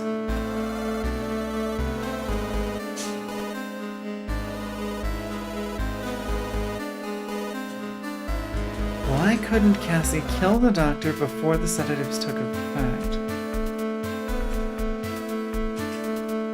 She'd need a weapon, she'd just been sedated, or it'd be too risky. I don't really understand any of these as rebuttal points. She'd just been sedated, that's literally the point we're arguing here. It's that she'd only been sedated moments or minutes before, which potentially could have been time that the sedatives were still working through her system. It'd be too risky. What do you mean risky? Yeah, so maybe she did a weapon is the best bet here, yeah. That, like, if she did some super special spy blow dart thing, she would have done the deed and then fallen unconscious. She wouldn't have had time to, like, hide the weapon or get rid of it, right? We'll try to go in with that one. You mull over the information you have, thinking about the scenario that Vanessa would present. No, it's probably the most reasonable one. We'll see if the game likes it. There's no doubt she'd say that although Cassie was sedated, she'd use the time between receiving the sedative and falling unconscious to kill the doctor. How could she do that? A weapon. Ma'am? Think about it. There's an extremely small window of time between the commander getting sedated and me arriving. There's an even smaller gap between her being given those sedatives and falling unconscious, since she was already out when I arrived. Then there's what you told me about the ensigns not finding any injuries. To have killed the doctor that quickly and without leaving a trace on his body, she would have needed a weapon, probably an electroshock weapon. She wouldn't have been able to bring one on board due to security checks, and she wouldn't have been able to obtain one even if she could leave the sickbay without the doctor noticing. That's because I'm the only member of the crew with access to the armory. Normally. What? Oh, sorry, ma'am. I just mean that normally you'd be the only one with access to the armory because the ensigns have guns right now too, don't they? You frown inadvertently as Dalton once again exposes a flaw in your reasoning. Yes, but... what can prove Cassie didn't enter the armory? She isn't on the logs, or she didn't have her card. I mean, both of those seem reasonable objections to me.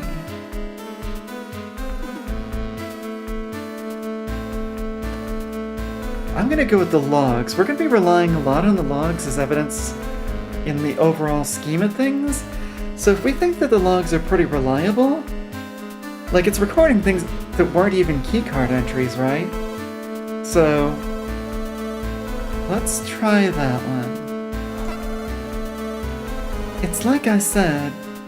Yeah, how easily can logs be deleted is the question, yeah. It's like I said back in sickbay. Everything on the ship is logged, and I've just been through them. Lieutenant Lord must have managed to give Hansen and Haru access to the armory, but both them going in and taking the guns would still be recorded. There's no record of Commander Quinn entering the armory. Besides that, there wasn't even a record of her leaving sickbay on the bioscanner. I think you're right, Lieutenant. With all the people passing through sickbay recently, one of them would have noticed if Lieutenant Commander had a weapon and no one's brought it up. And she couldn't have left to get one, just like you said. She's not on the bioscanner. Yeah, that all makes sense. That's it then, right, ma'am? Well, we can go tell everyone that it wasn't Commander Quinn. Yeah, hopefully that should do it. Great. Who are we gonna tell first? The chief or Dylan? Maybe. Hold on, Cadet. Lieutenant? The captain. The captain? Ah, the captain! I forgot about her. Lord accused her of being unavailable on purpose during the blackout, remember? her and the lieutenant commander. Even if we can convince everyone that the commander didn't murder the doctor, then I bet Lord will just focus on sabotage. It's not like she's let the truth get in her way so far. I guess not.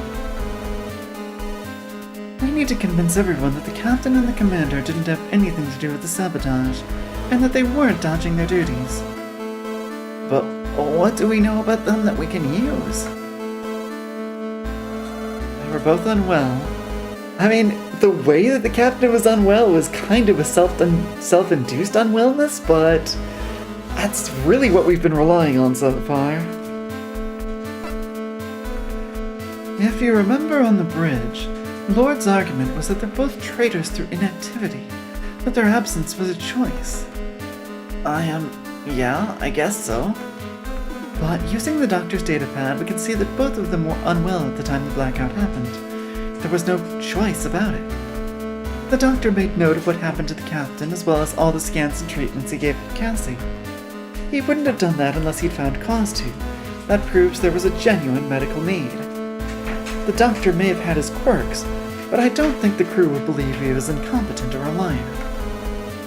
His logs show exactly why they wouldn't have been able to help.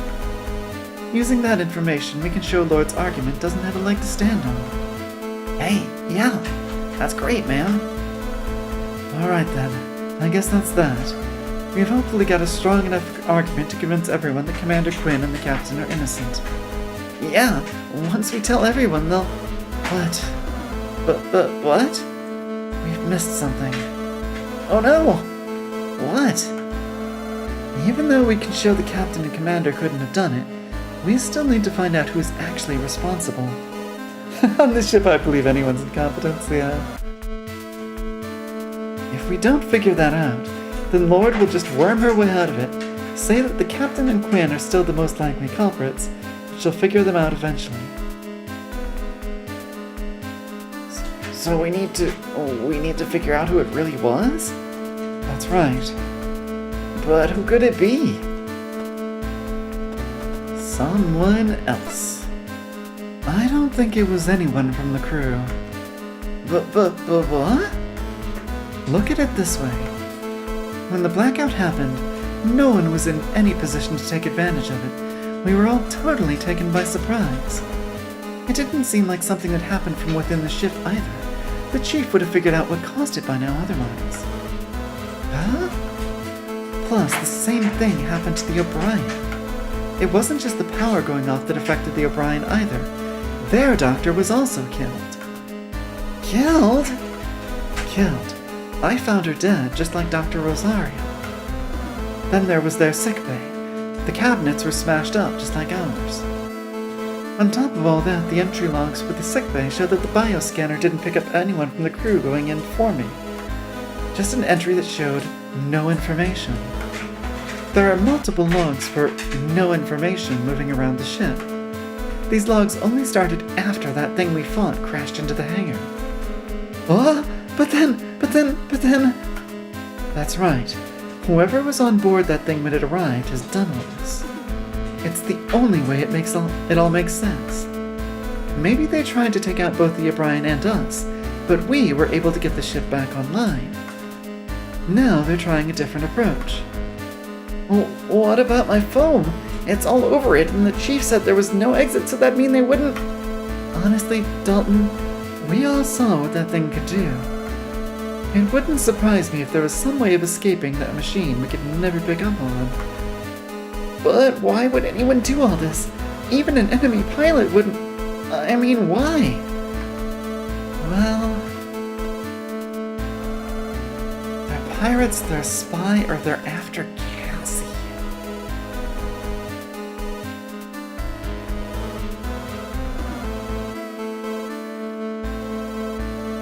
Okay, I don't think pirates is it.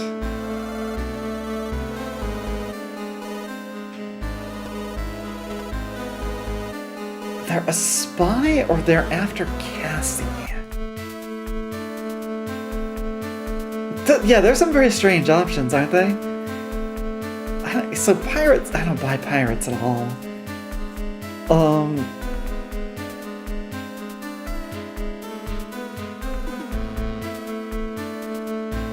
But the idea that they might be after Cassie specifically is kind of interesting to me. Because A, she was the only one who exhibited those incapacitating headaches right when the EMP or whatever it was went off, right? She was the only one who was affected physically by the, attack or whatever it was that overwhelmed the Gundog's systems. Moreover, the doctor and Cassie were both in the sickbay, but only the doctor was killed. Cassie was left untouched. But, and the protagonist was attacked as well when the protagonist came on the scene, but Cassie wasn't. So maybe this is all somehow about Cassie? I think it's kind of a long shot. I think it's kind of weird that our protagonist is jumping to this conclusion at this point, but I think it's an interesting possibility, and I want to see if that bears out if I choose that option. Yeah, maybe she's got some kind of implant or like a psychic sensitivity or something, because this is some kind of extraterrestrial infiltration going on, maybe?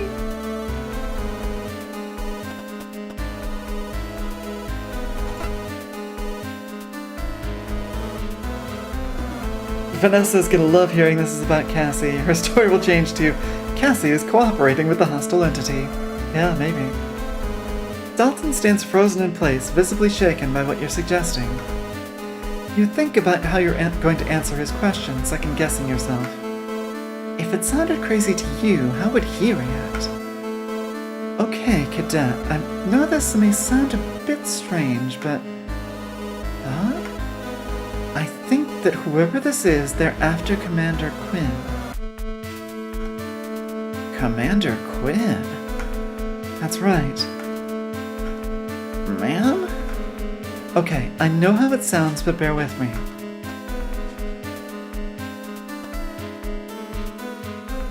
She has a connection to them.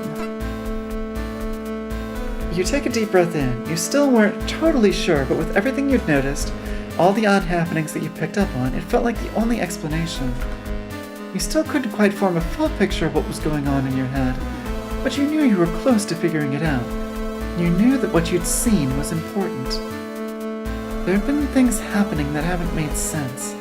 On their own, they didn't seem like anything to worry about, but now that we're here, they do. When I reactivated the Gundog's computer, I could hear the same signal that came over the bridge's comms just before the ship shut down, and Cassie collapsed. The whole thing went haywire. Everyone's crew reports were flashing up on the screen, but the only one that stayed was hers. Then the whole thing shut down.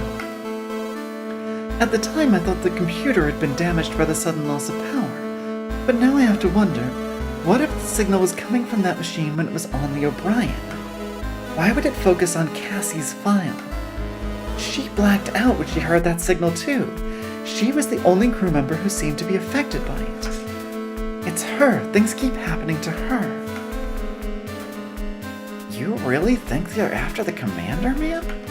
Cadet, I know it sounds ridiculous, but I think that's what's going on. But she's just a lieutenant commander.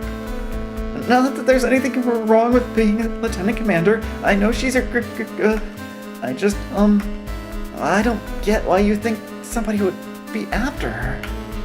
Well, she was left alive.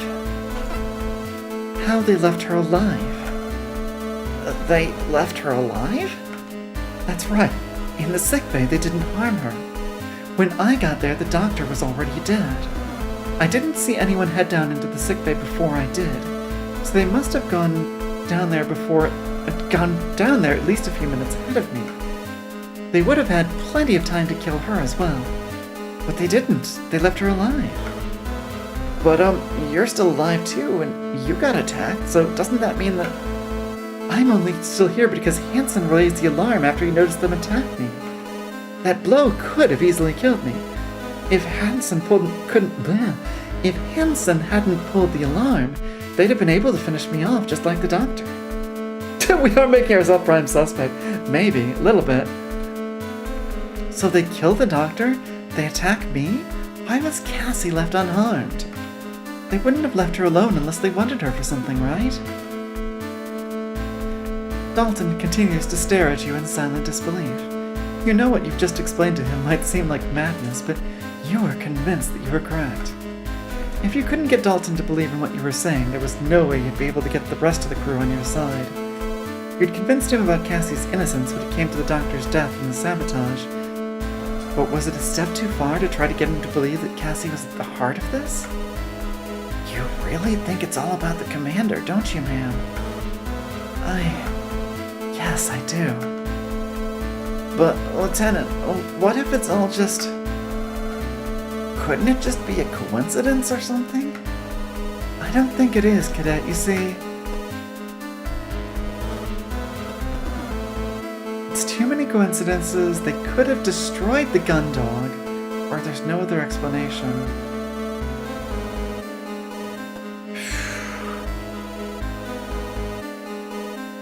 Do we think they could have destroyed the gun dog?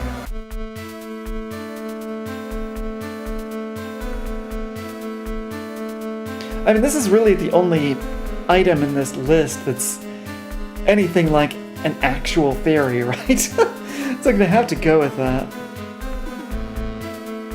But they do have access to pretty much everything, seemingly. They can traverse the whole ship.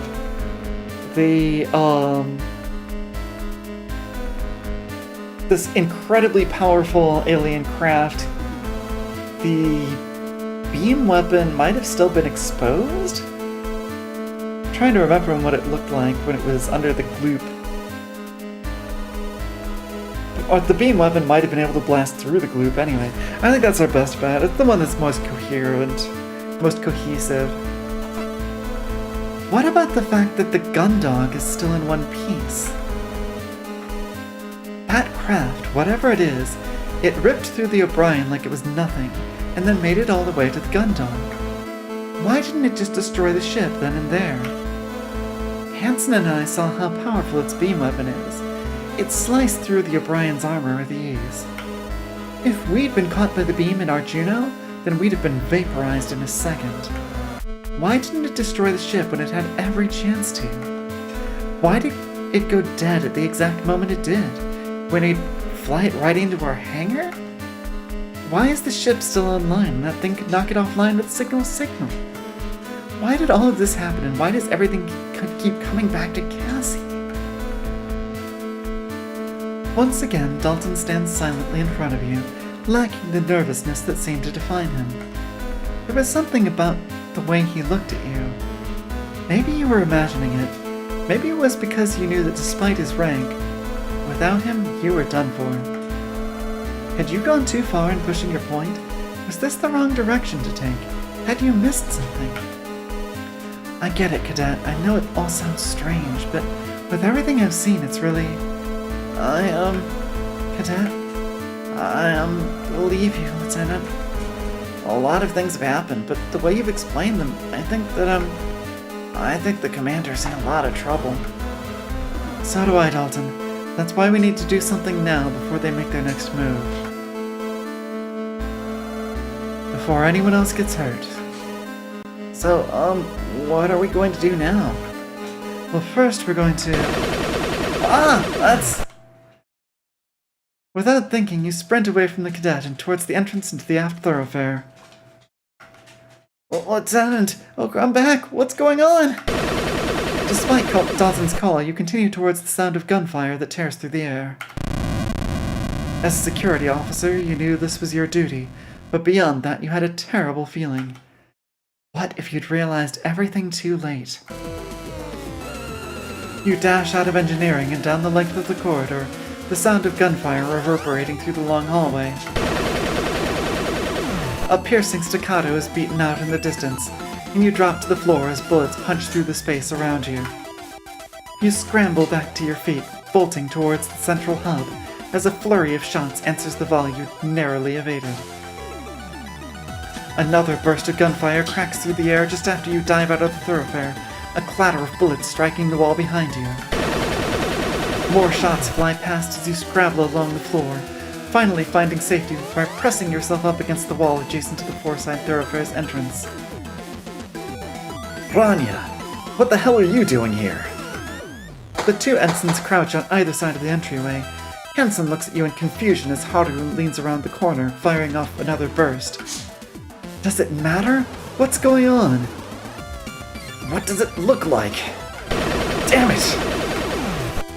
Haru quickly ducks behind the corners just as another salvo pierces the space they'd stood in. Hansen responds in kind before returning to cover. Who is it? Friend of Quinn's, looks like. What? You lean around the corner trying to catch a glimpse of the attacker as Haru takes the opportunity to fire back. Who? Wait! Almost out of sight, slouched against the wall leading to the crew quarters corridor is an unconscious Cassie. Cassie!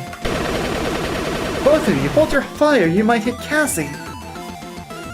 Oh, we'll stop shooting when they do, Lieutenant. Ah!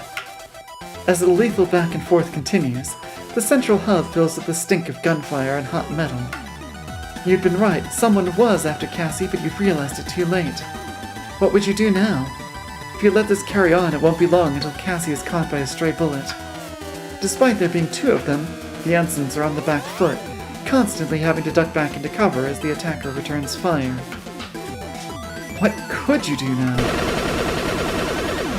There's a brief lull as the gunfire coming from the four-side thoroughfare pauses, and the ensigns both take the opportunity to reload. This might be the only chance you have. Cassie! Ranya, don't! You'd hoped to catch the enemy off guard, but as you race towards them, their weapon is already raised, arm aimed right at you. Dalton! You had no idea that he'd followed you. You'd assumed he had stayed where he was in the engineering department. Instead, as you'd frozen, your eyes locked on the barrel of the gun that was aimed right at you. He'd leapt forward, putting himself between you and the shot. Dalton! You grab the cadet who staggers back into you and drops to the floor as his legs give out from under him. Hey, cadet, it's gonna be okay. You're vaguely aware of the shooter slipping past you and into the hangar, pursued by the two ensigns. Within moments, the sound of gunfire fills the ship once again. Hey, come on, cadet, it's gonna be alright. I'll get you to sickbay, find a first aid kit. Can you hear me? Dalton, answer me. Come on, stand up. We've got to get you out of here. You attempt to lift the cadet to his feet, but are dragged back down as he falls to the floor. Come on, kid, I'm gonna need your help here. You make another attempt to lift him. This time he slumps down in your arms, his head lolling awkwardly to one side. Cadet! Damn it, cadet! Cadet! Dalton does not answer. You grit your teeth and squeeze your fists, tears in your eyes. In one movement, you turn and stand, heading into the stairwell leading to the hangar. Rushing past a shocked Hansen and Haru, you leap down each set of stairs.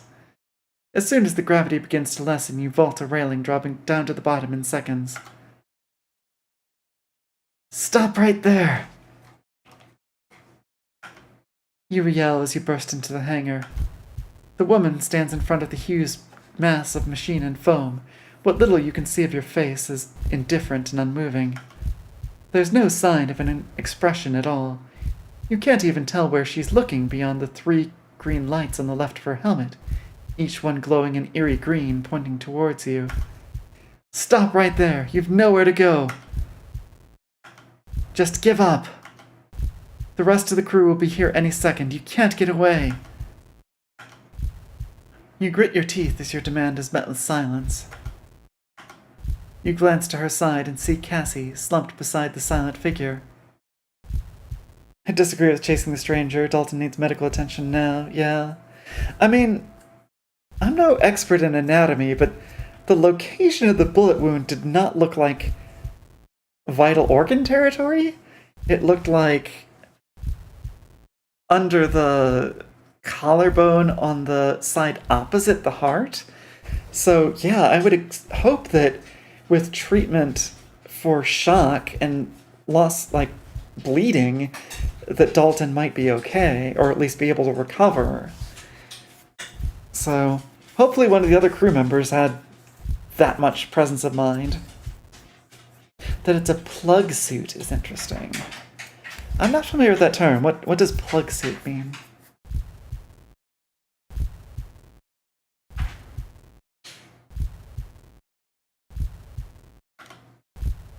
Cassie!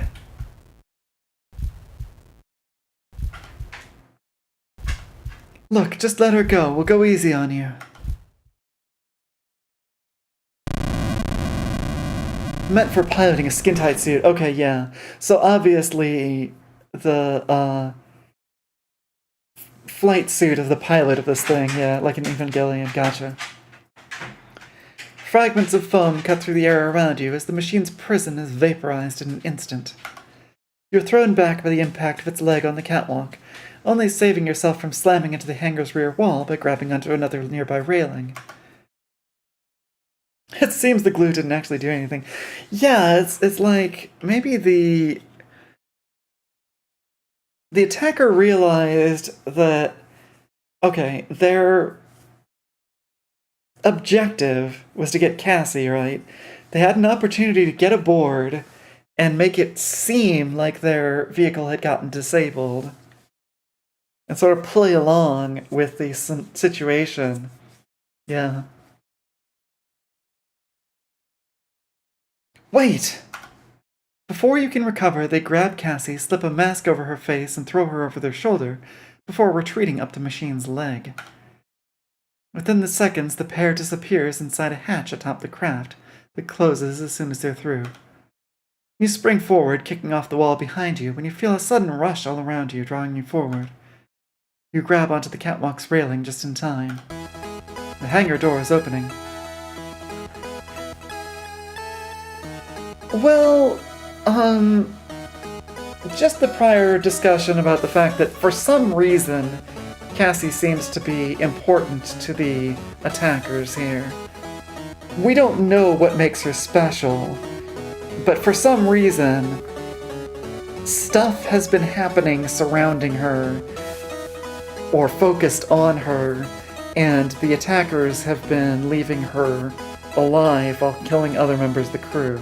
So that's just kind of what we've deduced from the rest of what's going on, that for some reason Cassie is important to this unknown faction here. I mean, if I had to guess, it might be like some kind of psychic sensitivity, that she's like an Esper or something, and that's an important objective of whatever this extremely high-tech faction is, huh?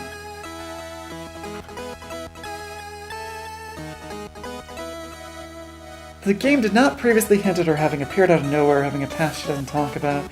No, just that she's kind of flitted from one assignment to another, that she has the ability to pull strings. Yeah, she seems like... yeah, she's another kind of washout character like the rest of the members of the crew. But who knows, maybe she's got some useful genetic anomaly or something.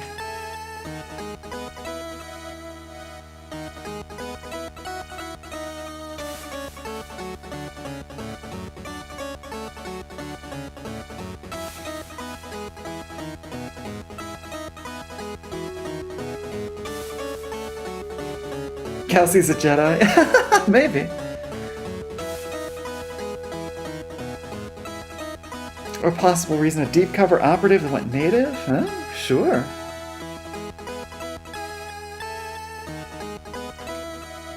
Oops, I think I skipped a line by accident. Anyway, I was trying to keep from getting sucked out into space.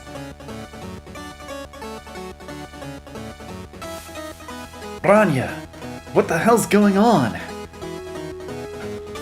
You hear Hansen yell over the rush of oxygen and glance back to see him and Haru hanging onto the hangar's entryway. I kind of like this picture. Oftentimes when we see the protagonist in the game, she looks kind of cool. Alright, quick screen grab. Tuck that aside for later.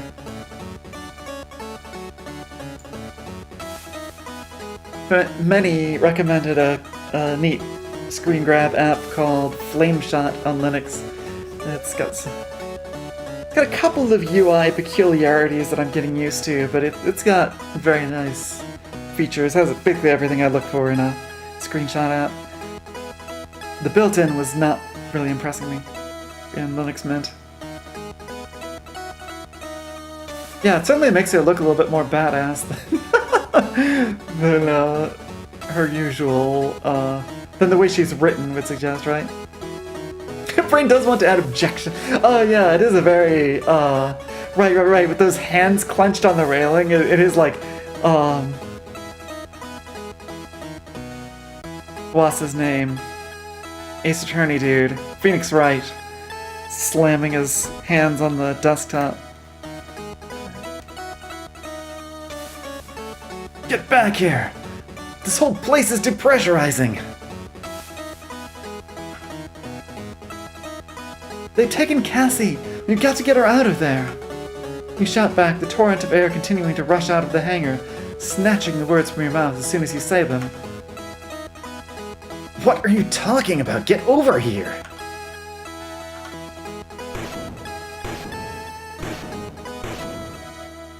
You feel the machine's steps reverberate around you as it stomps its way out of the hangar. Its engines ignite and a searing blast of heat hits your back as it soars away from the gun dog. Give it up, Ranya. She's gone. Get back here. Cassie had been taken. Whatever that machine was, whoever its pilot was, she was with them now, hurtling away from the ship. Hansen and Haru remained clinging onto the doorway, gesturing for you to get out of there. Even if you could convince them to help Cassie, would Vanessa let them go in their armored frames? Maybe she was already ordering Dylan to fire on the craft. It's up to me. I've got to. I must. Alright, let's go for it. Let's do something heroic. I must save her. I can't just let her go. She needs me. What's the chance the strange pilot is a second us? Huh. That's going on some wild speculation. What, TVtropes.org calls WMG Wild Mass Guessing. But I'll have to... I need to...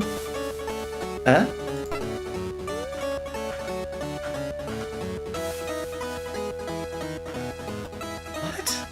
Oh, what?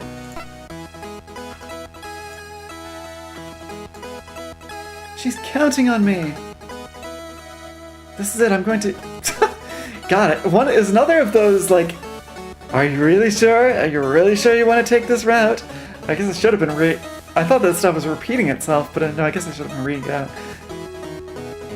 Easy way to tell is a guy if you pick a male character, right? Yeah, we'd have to play all the way through the game up to that point again to find out, though. I'm going to save Cassie. You turn and bring your right leg up over the railing. Ranya, don't! The ensign lunges out to grab you, but he's too late. You throw yourself into the void of the hangar and are snatched away by the vacuum. What if it's a second Cassie? Ah yes, it's a clone trooper who escaped. You just about managed to grab onto the Juno as you fly... That's another one of those weird...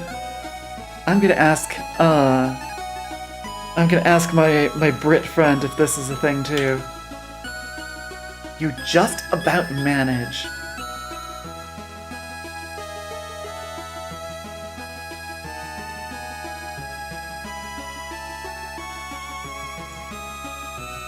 Your arm nearly wrenched from its socket by the force. Despite the pain, you hang on and pull your way towards the access panel by the cockpit, fighting against the rush of air that continues to buffet against you as you input the series of commands to open the hatch. As soon as it's open, you clamber inside and grab an emergency oxygen mask, sealing it over your face as you activate the armored frame. Hitting the combination of switches and buttons required to start the machine, you feel a dull rumble followed by a swell in vibrations as the systems throughout the cockpit are illuminated one by one. You grip the flight sticks and squeeze, breathing deeply and slowly. You can do this. As you push down on the pedals, the Juno walks forward, and you direct it to grab a machine gun from a nearby rack of weapons before turning to face the open hangar door. You peer at the main monitor, trying to locate the enemy craft amongst the stars, but are distracted as a window opens on the screen to your left, and a shrill voice yells at you from the monitor's speakers. You! In the Juno! I haven't given anyone permission to launch! What? Lieutenant Ranya? What are you doing in there? You're supposed to be locked in your quarters! Get back up here, now! Sorry, Lord, I'm going after Cassie. You're what? You're not leaving this ship, you traitor! Get out of there and get to your quarters now! If you don't, I'll... You press a single button on the screen, cutting off Vanessa's transmission. You couldn't care less about what she said or how she threatened you. You were done worrying. Everything you did now, you did for you. For Cassie. This is Lieutenant Kali Ranya. Kalika 5. Launching.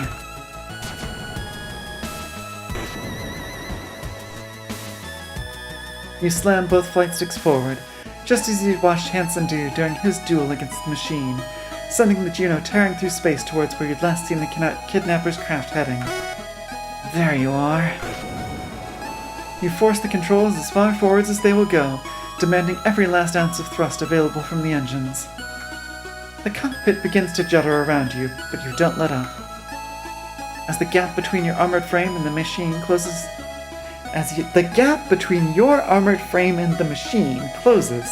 it quickly comes within visual range, and you notice it remaining still, almost like it had been suspended in space. In front of it, you see a strange, shifting distortion, as though the space ahead of it had been torn open. And this is how we became a fugitive, a traitor. You're not going anywhere. With a twist of the flight sticks, the Juno banks right, and you bring yourself around in a wide arc, building up speed until... Get her back! Your head is still ringing from the impact, and you taste blood in your mouth, but you manage to regain control of your armored frame, raising its machine gun towards the enemy. Now! You're not able to get a shot off before the ground blasts away into space. Gritting your teeth, determined not to let it escape, you thrust the flight sticks forward again, and you're forced back against the seat as the Juno hurtles after the target. You can hear the engines begin to whine, and the main monitor is full of warnings and alerts, but you keep the controls where they are, not wanting to give the enemy a moment of reprieve. Slowly you gain on the strange craft, and as soon as you're within range, you squeeze the trigger on the right stick, holding it down to empty the gun's magazine. Because we know that machine guns do all sorts of damage to this kind of enemy, and even if it did, it would probably blow up Cassie too, just like we're attempting to accomplish. What the frick is our antagonist thinking? Each round slams into the enemy, the sustained series of impacts throwing it into a spin. There's more where that came from! You threaten, beginning the process to reload your gun. With a grim grin, you focus the targeting reticle, lining up your next volley. Wait. In an instant, the enemy turns, its snout-like protrusion already glowing brightly with the telltale bolts of energy emanating from the light within its weapon. Yeah, I don't know, Rhinocorn. It just seemed like something exciting to do at the end of the game. Our protagonist didn't have a lot of time to think, neither did I. It's all you can do to draw the controls back and slam your feet down on the pedals, trying to halt the Juno before it's caught in the deadly beam. Through luck more than skill, you'd managed to prevent the blasted energy from cleaving your Juno clean in half. But now alarms filled the cockpit and your warnings thundered your monitors, as you realize the armored frame's left arm has been sheared off. You struggle with the controls as your off-balance machine careens through space, its fine calibration is now thrown off by the loss of the limb. You manage to reorient yourself, only to see the enemy's cannon pulsing with energy as it prepares another devastating shot. No! Damn it! Game over. Oh, wait. Surprised you lasted this long, Ranya. Not a bad effort for your first flight. Gonna catch hell from the chief for losing that arm, though. Hanson, what are you doing out here? Saving your dumb ass. What does it look like? Why the hell did you chase this thing out here? I told you, it's taking Cassie. You're such a sap, Lieutenant. But you've got guts. Never thought I'd see the day when you stood up for yourself. If you want to rescue Quinn, get moving. I'll keep it here. Right. As soon as Hanson disappears from your monitor, his Juno is behind the enemy, grappling it. You waste no time in following him, struggling against the controls. How good is this spacesuit? Can we hang on to the craft and try to go with it? Dunno. That might be something like what we're after here? I don't know. We're pretty much improvising. Yeah, of course he wouldn't let the coward show him up. Yeah. Your ability to maneuver is limited, but you thrust over to the craft, taking your frame's remaining hand into a gap between its armor. Yeah, like, I have plenty of criticism of the writing, as I have made clear, but I do appreciate that they brought that back around. That Hanson, like, if I'm gonna go do ridiculous heroics, then damn it, he's gonna do the same, right? Yeah. The actuators in the Juno's shoulder screech in protest as the enemy struggles against you, but you continue, not willing to stop now. Huh? I'm literally just bashing my face on the... Oh, she got out somehow. Oh, yay, we get the girl. Oh, how sweet. Cassie! Golly! You pull Cassie into the Juno's cockpit, closing the hatch behind her. As you float together in the enclosed space, arms wrapped around each other, you savor the moment. If it was possible, you'd never let Cassie go again. But with a sigh, you release her, taking both her hands in yours. Cassie, are you alright? I think so. You can tell from the look in her eyes that she's still a bit dazed, but otherwise you can't see anything that worries you. Come on, I'm taking us back to the gun dog. You push off the cockpit ceiling and land in the pilot's seat, bringing her down with you. After the two of you are sat down, you strap yourself back in and take a firm grip of the flight sticks. Hold on tight, we'll be there in no time. You gently push forward on the controls, easing the Juno's engines back into life. Cassie wraps her arms around you, nuzzling as far into your neck as she can, given that you're both still wearing emergency masks. Yeah, that's why I was referring to the pilot in that, super mech as an unknown faction, right?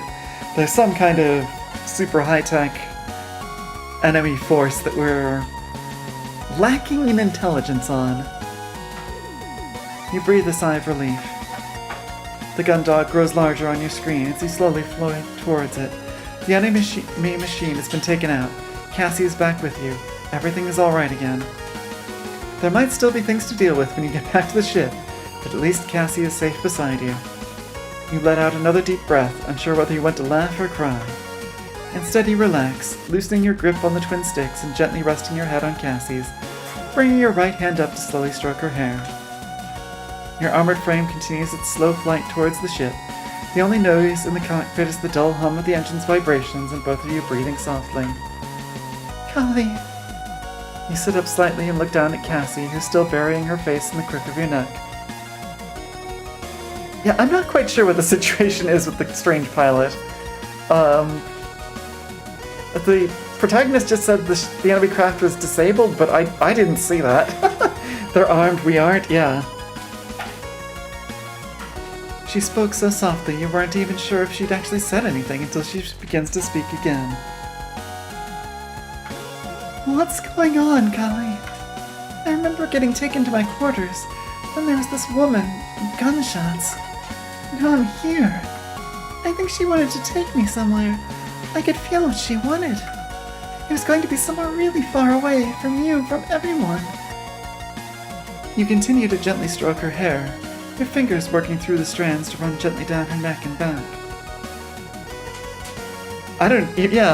That's what I was skeptical of too. I'm like, huh? Hanson grabbing it was enough to disable it? What even happened? What happened? You're silent for a few moments, but eventually take your free arm and bring it around her shoulders, drawing her in tighter. I don't know. I don't know how to find out either. But whatever happens, I'll be here with you. I won't let anyone take you away again. I promise. You can feel a gentle pull on the fabric of your shirt as Cassie balls her hands into fists, clenching material between her fingers and palms. I love you, Kali.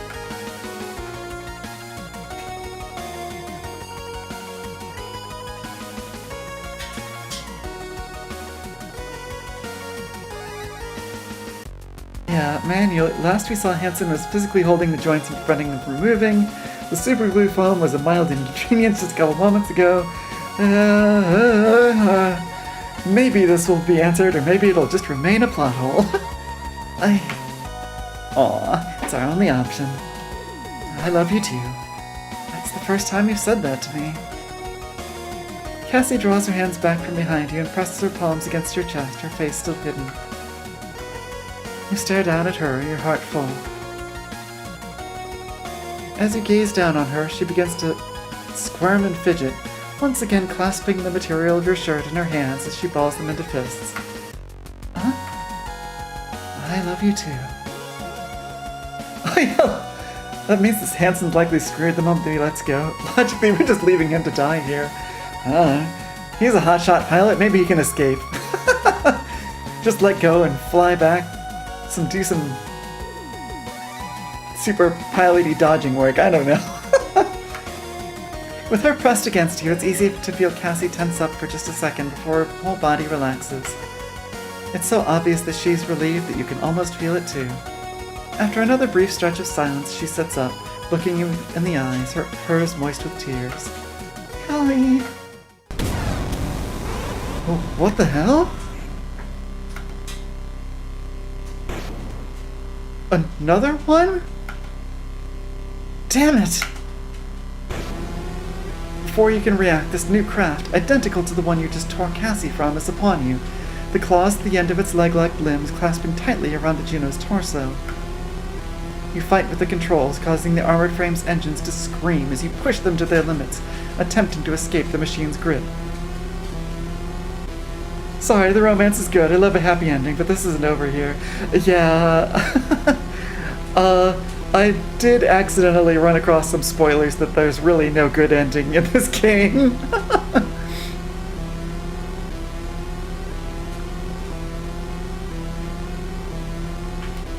Hanson! Dalton! Anyone! Help! With alarms blaring from the cockpit speakers and warnings filling your screens, it's almost impossible to make out what's happening. You're just about keeping you and Cassie out of the rift in front of you, but even that is straining the Juno's engines to the point where you know they can't take much more. Just go, Kali! What? Cassie? I can't leave you. What would that even mean? She's in the cockpit with me. How am I going to leave her? It's me they want. I can feel it. The tears of joy that had filled the corners of her eyes now run down her cheeks, having turned to sadness. They're not going to stop until they have me. Take a rescue buoy and eject. Let me go. No, I'm not leaving you. More tears flow down her face as she grasps at your chest. You have to. They won't stop. You can't win. Just let me. I said no. Dalton, help. Can we have forgotten what... In fairness, we were in a moment of absolute surprise and panic. I think it's reasonable that we just kind of screaming whatever. Yeah. make a deal with them and go, like, make them just take the Juno and take both of us, whatever. I mean, maybe they shoot me in the head as soon as I get on the other side, but at least I'm not leaving her.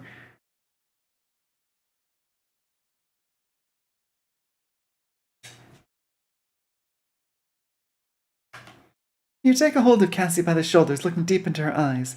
You know she's right, you can't win. But you're not giving up now. I told you no one was going to take you away from me. If they're taking you, they're taking me too. You grab Cassie with one arm and slam the flight stick forward, sending you speeding towards the sheer in space. With a roar, you all plunge into the rift. You don't know why it wants Cassie. You don't know where it's taking her. But you know one thing. She won't be alone.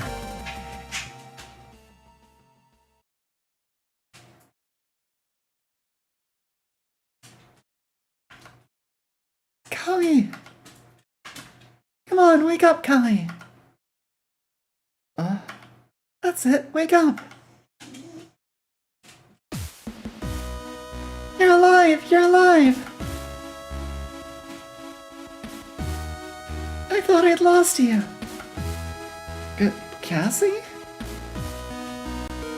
Oh, darling, thank God.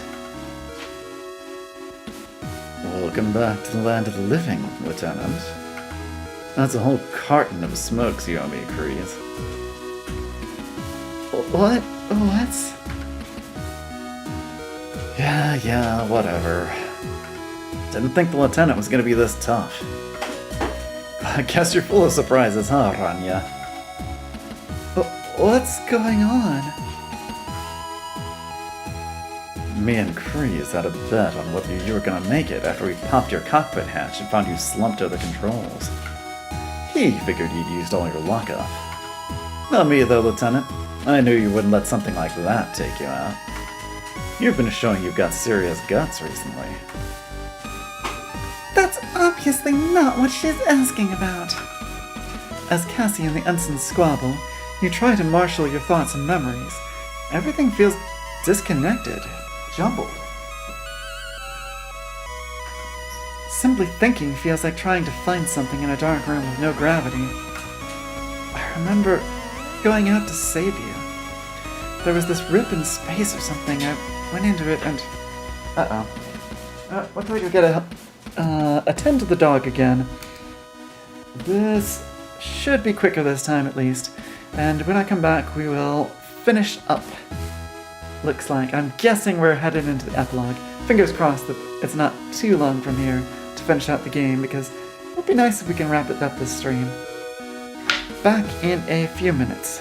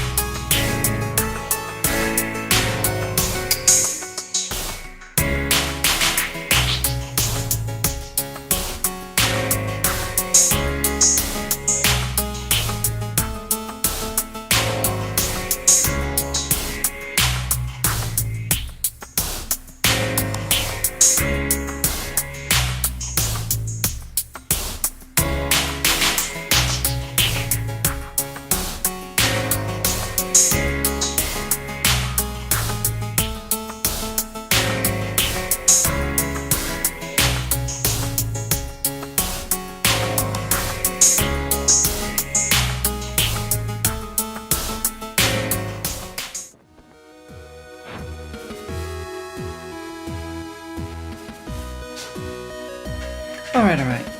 I think we're in good shape now. Alright, catching up on the chat while I've been away. Trivia, apparently Cassie's hair is going to be pink, but was changed at the last second to make it more realistic. Funny. See, I can appreciate either option. Certainly pink hair would have fit the like, PC 98 Japanese visual novel aesthetic they were going for with this game, but, you know, having characters with more natural looking hair colors, you know, I respect the choice too. I don't think that... Just thinking through what... Like, if it were literally this same character design, just with pink hair, I don't think I would have liked that as much. I think I like Cassie having kind of this rich brown hair. I remember going out to save you. There was this rip in space or something. I went into it and... You saved me! That's what happened! You sit up and place your face in your hands, massaging your temples with your thumbs, to try to get rid of the feeling that your thoughts might fall out any moment. Yeah, with the current design, the brown works better. Hey, I think you mean that I saved you. You're welcome, by the way. I saw you charge headfirst into one of those weird glowing things. Didn't know what was going to be in there, but knew you wouldn't survive if I left you to it. So like a good crewmate, I went in after you, and dragged you and Quinn back out, brought you here. You'd do the same for me, right? You reach out and grab the nearby railing, pulling yourself up to your feet. As you do, the sensation of your head being flooded with thoughts and memories intensifies. The chance none of this is real? Oh, this is kind of happy dream sequence? Yeah, maybe. You steady yourself. Yeah, especially with all this stuff about us being unable to think straight. Yeah, this is... like... yeah. Fair chance. 60-70 sounds about right. You steady yourself, but keeping your focus feels like trying to carry a glass full of water that's been filled to the brim without spilling any. Wasn't this... Take it slow, honey, don't rush. You sure you're ready to be up and about, Lieutenant? Yeah, I'm fine. You push away from where you were stood, but trip, falling unceremoniously to the catwalk and slamming your forearms and knees onto the walkway. Callie, are you okay? Alright, only so much of this I can watch. Come on, Quinn, I'll grab Ranya. Let's get her up to the mess hall. Maybe a coffee will sort her out. Not the sick bay? The mess hall? What is with these people? Right, thanks. Hansen comes over to you and brings your arm up over his shoulders, hoisting you up without much delicacy. As you head towards the hangar's exit, Cassie follows close behind you, her hand resting tenderly on the small of your back. Once you're near the stairs, you move away from Hansen and begin to make your way up towards the four-side thoroughfare, each step becoming easier as you will yourself to walk unsupported. Cassie, what's happening on the ship? With Lord and... Hey, Callie, less talking, more walking. I'll fill you in later. Don't worry about that right now, honey. You look around the four-side thoroughfare and see everything looking shockingly normal. You didn't know what you were expecting to be out of the ordinary, but seeing the thoroughfare as it had always been, its same liminal peacefulness soundtracked by the gentle hum of the ship's systems, made you feel reassured. Maybe it wouldn't be so hard for things to go back to how they were? It takes you longer than usual, but Cassie follows patiently behind you until you reach the mess hall. Alright, take a seat, you two. I'll grab some coffee. You sit down, still woozy, as Hansen orders 2 coffees from the vendmate. Cassie sits beside you, gently rubbing your back as you try to get your head to stop spinning. There you go. Take it easy and drink up. I'm sure Captain Bartermuse has a lot of questions for you. Captain Bartermuse? But what about... there you are, Lieutenant Commander Quinn, Lieutenant Ranya. Ah, ma'am. Ma'am! At ease, you two. But, Captain, what are you doing here? What about the ensigns? What about Lord? Lord? Yes. Lieutenant Lord's a little dalliance with command. Thanks to Chief Cathays, that's been dealt with. The Chief? Something I can help you with, Lieutenant? Captain Bartermuse said that you dealt with Lieutenant Lord?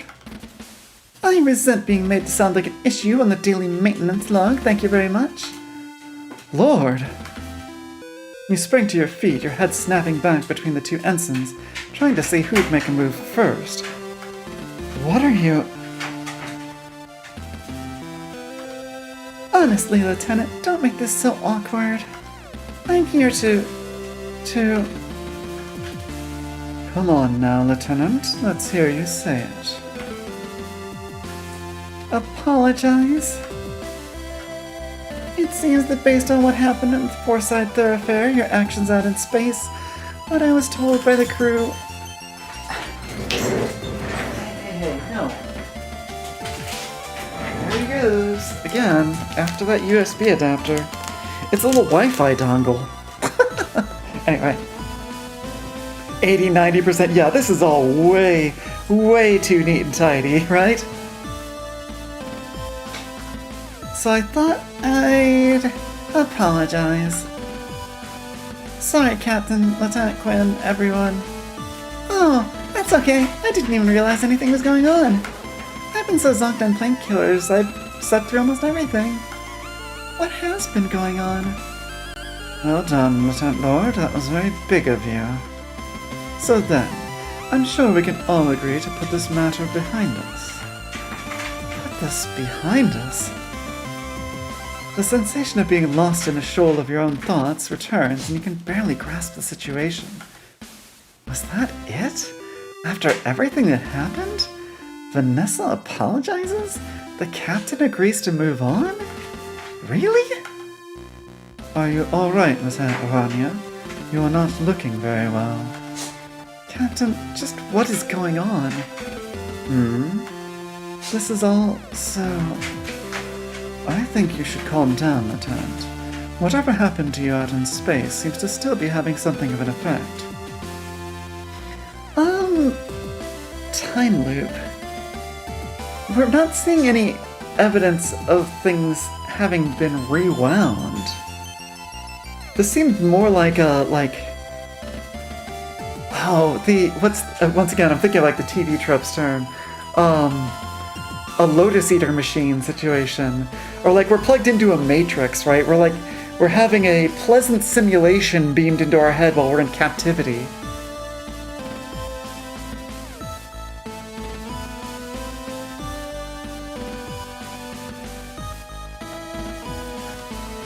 You could probably do with eating something. Now there's an idea.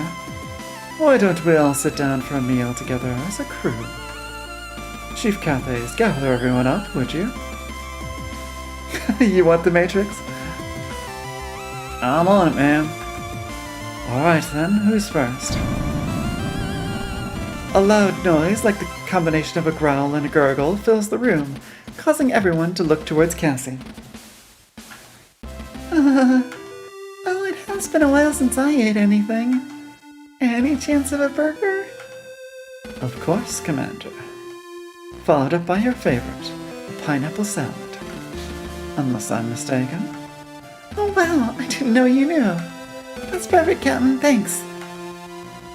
You never thought you'd see the Captain happily begin ordering meals for the crew from the vendmate, but she does just that, listening to Cassie's instructions on her burger preferences. You slowly slide back into your chair, cautiously eyeing the two ensigns and Vanessa. There's no way she wasn't planning something. This had to all be...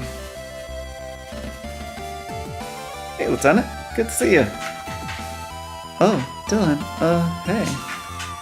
Pretty crazy watching you go toe-to-toe with that thing out there. Fought almost as well as Hanson. No way. I mean, not bad for an amateur, but the Lieutenant's got nothing on me. Lieutenant Ranya! Commander Quinn! You're safe! Oh yeah, this is 100% a dream. Dalton just back on his feet, no injuries? No, I was worried about you guys. That thing looked tough. Thanks, Cadet, but you had nothing to worry about. My hero Kali was there to save me. Wait, Dalton, you were... Yeah, look at these glitchy, transitions. Huh? In the thoroughfare, you were... What's that, Lieutenant? You... Cadet Grange, you make a better door than the window. Mind letting me in? You're blocking the entrance. Sorry, Chief. There we are, Commander. Thanks, Captain. With the noise of the entire crew's chatter filling the mess hall, you find it hard to think. Your thoughts remain difficult to line up, instead of flowing like mercury. As you watch Cassie raise the burger to her mouth, a memory does bubble to the surface. Wait, Cassie, you can't... Huh? What do you mean? Your stomach. Remember, the doctor said... There's nothing to worry about, Lieutenant Ranya. I made a mistake in my diagnosis. The synthetic food was not the issue. Dr. Azarian, thank you for joining us, and... Doctor? Yeah, this is 100% some kind of dream sequence or simulation. Yep, that's it. You once again bolt out of your seat in shock. This is enough, this can't be happening. Is there a problem, Lieutenant? You were dead. I saw you. We saw you. You can't be here. I understand. No one else on this ship is a qualified physician, Lieutenant. Therefore, no one was qualified to assess if I was really deceased. Fortunately, the injury was not as severe as had been assumed. But Hey, come on, Lieutenant, you're killing the mood. Doc's fine. Wouldn't be up and walking about if he wasn't, right? Yeah. Take it easy, Ranya. Are you feeling okay, honey? Do you want to go to the sickbay for a lie down? Yeah, honey. Do you want to have a little nap? Be quiet, Ensign Kreese. Your mind is a maelstrom at this point. Everything feels wrong. But it's all happening. It's all right in front of you. How can you argue with that? Come on, honey, have some fries. You shake your head at the offer, placing your head back in your hands. Cassie starts rubbing your back again, although quickly begins eating her fries with her spare hand. The crew eventually start to chatter amongst themselves again, whilst Captain Maris takes orders and retrieves meals from the vendmate, serving them with a level of cheerfulness that continues to leave you disquieted. There, I believe that's everyone. Oh, before I get started with my meal, Commander, I was hoping you could help me out with one thing. Oh sure, Captain, what's up? The ship's emergency input codes. Are they generated and adjusted regularly, or is it specifically prior to departure? Why would she ask that? Come on, Captain, you know that. You're the one that sets them, after all. Well, it's initially prior to departure, then every 5 days or per enemy encounter. Whichever comes first. Of course, thank you, Commander. No problem. Since the captain asked, Quinn? Oh, yes, Vanessa? At what distance do we typically start transmitting our security clearance prior to announcing we intend to dock at a colony? What are these questions? Oh, that's specific, I mean... And once we've been cleared for approach, is our docking confirmation signature specific to the ship? Or does it depend on a combination of factors? Yes, the music is going all wonky. Hey, you're just a cadet. I don't think you need to know that. What's the makeup of the Europa garrison force? Guys, I'd really like to finish my burger now, if you don't mind. What's the target time for a Colony Defense Force mobilization? Well... You look up to see the whole crew staring at Cassandra, a look of malevolent intent in their eyes. Does the JUCF implement a series of local data stores, or is it transmitted across a large-scale network? Guys! What frequencies are emergency requests transmitted on? What are you asking this for? Guys! How extensive are the JCF's nuclear capabilities? Leave her alone! Guys!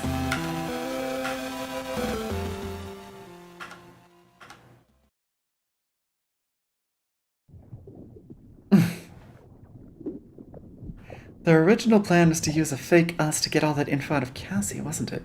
Maybe. Another failure? Which incompetent calibrated this engram harvester? It's not subtle enough. We've been having difficulty with ensuring that the harvesting process is suitably...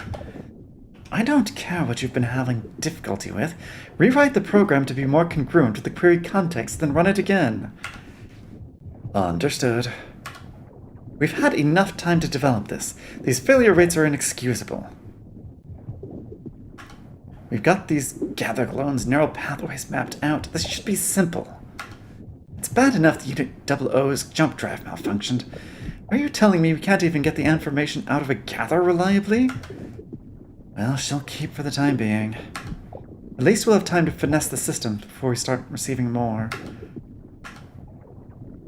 What about the other one? The other what? The other sample. The one the hunter captured alongside this gather? Oh, her. I'd hoped that having her in the simulations with the gather might help, since they seem to have some sort of relationship. Unfortunately, since her DNA isn't compatible with Mother AI, we can't run a specific engram harvester. Shouldn't we be able to run a linear review in real time? If you want to waste your time, be my guest. Hopefully, going through recent events again from her perspective could uncover some more information. You're certainly welcome to try. If you do find anything pertinent, notify me immediately. Understood. Oh, one more thing. Do we have the output of the engram harvest we carried out on the additional subject? Confirmed. It's been archived. Under which digital lobe? It's in the default mode network. Node? 994036227. I guess.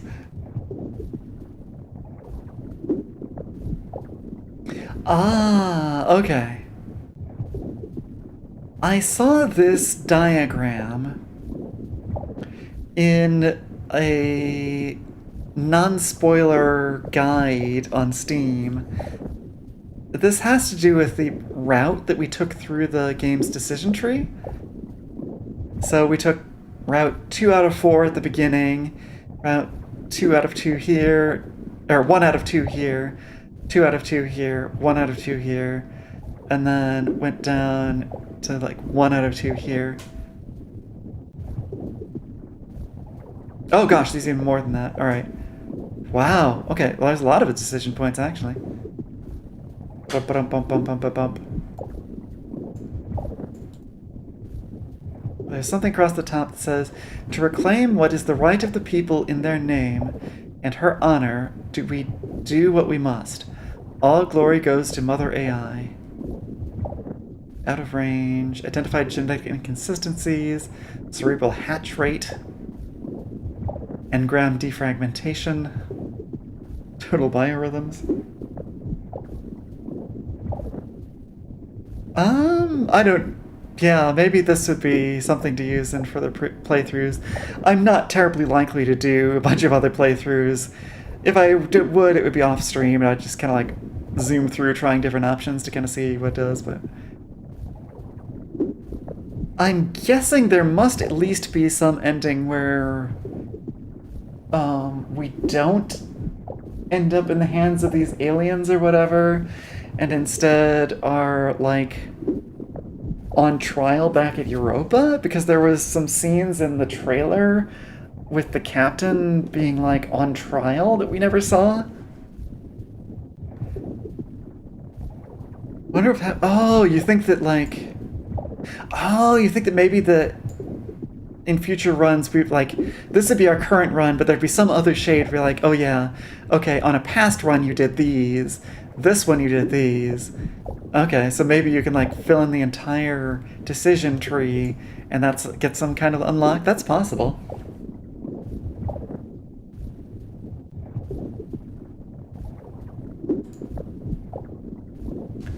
Excellent. Send me that reference. It might be useful for review later. Now, run this one again. Once you've started her engram harvest, you can do the same with the others. Understood.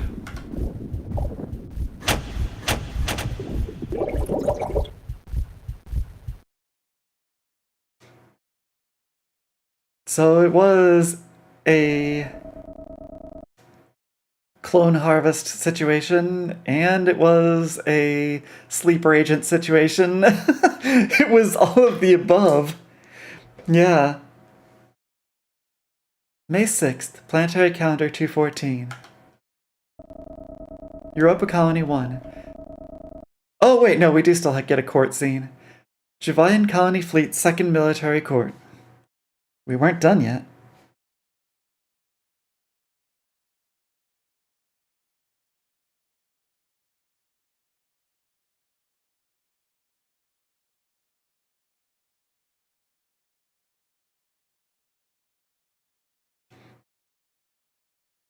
Sorry, I just got a text from the wife saying she's headed home from work. One reason that I went for kind of a longer stream here is because I knew that she was staying late for some overtime. A gather, literally a clone meant to harvest information, yep.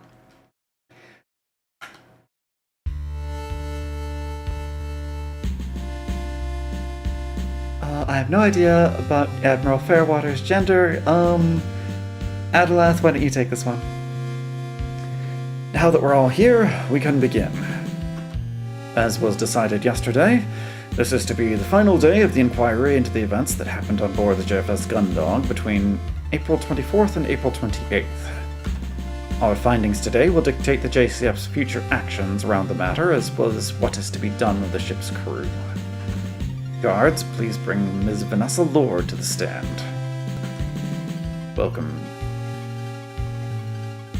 back, Mrs. Lord? Ms. Lord? It is my pleasure, Commodore. I'm always happy to help. We appreciate your support throughout this inquiry. Oh god, how many different Commodores are there? Sorry, I'm just gonna have one tribunal voice. Now, Ms. Lord, we've gone over everything that happened on board the Gundog following its departure from this colony on April 19th up until the 24th. The last task of this inquiry is to find out what happened following the death of Cadet Dalton Grange up until your return to Europa 1. So to begin, you stated that you had Lieutenant Ranya confined to her quarters, correct? That was the order I gave, yes. How was it then that the lieutenant was free to disembark from the ship using an armored frame? Well, due to the tragic death of Cadet Grange, who had no reason to be involved in any of this, I suspect that the lieutenant must have had some leverage over the poor boy. If you ask me, she probably arranged this ahead of time, as a contingency in case they were ever discovered. Of course, when the cadet was no longer useful to her, the lieutenant probably decided it was easiest to just get rid of him. We're trying to ascertain the facts here, Ms. Lord. Perhaps you could tell us how the lieutenant was able to escape. Took us ages to figure that one out. We found the floor panel in her quarters wasn't attached quite right. She must have pulled it up somehow. It would have let her get to basically anywhere on the ship. Gotta give it to her. Pretty clever way to do it. And do you think that she shared this information with the enemy infiltrator? Seems that way, yeah. Gundog's real small. No chance you wouldn't run into someone eventually, unless they were using a different way to get around. Now, previous testimony shows that the lieutenant and the hostile party were involved in an exchange of fire with you and Ensign Kreese, which was when Cadet Grange was shot and killed. The question must be asked, why was this allowed to happen? It's like I told you already. I don't know where that woman came from, but she had some serious firepower. Rumney and I were pinned down, we could barely get a shot in. And I know I got some shots in, my aim's good. But whatever body armor she was wearing, it's like she didn't even notice. I see. So after this, the lieutenant and the unidentified attacker, who you've stated was carrying an unconscious Lieutenant Commander Quinn, they made their way to the hangar, whereupon they both launched in separate crafts. Yeah, that's right. Why were they allowed to launch? It wasn't my fault. I did everything I could to stop them from launching, but none of my controls were responding. They must have hacked the system to override my authority or something. It's the only explanation. I bet they did it ahead of time. There was no way I could have known. Even if you had lost control of the systems, we were under the impression that the hostile craft had been secured. Was this or was this not the case? That craft had been secured. Until it managed to break out, I'd have bet my life that nothing could get through Cadet Grange's compound. The stuff was almost impenetrable. I'd be surprised if the team working on the Gundog right now has got anywhere near removing the cargo crates that were stuck in it. If that stuff didn't stop it, then there was nothing else on the ship that could have. So, the enemy craft was able to escape the restraining compound and leave the ship after the hangar controls were overridden.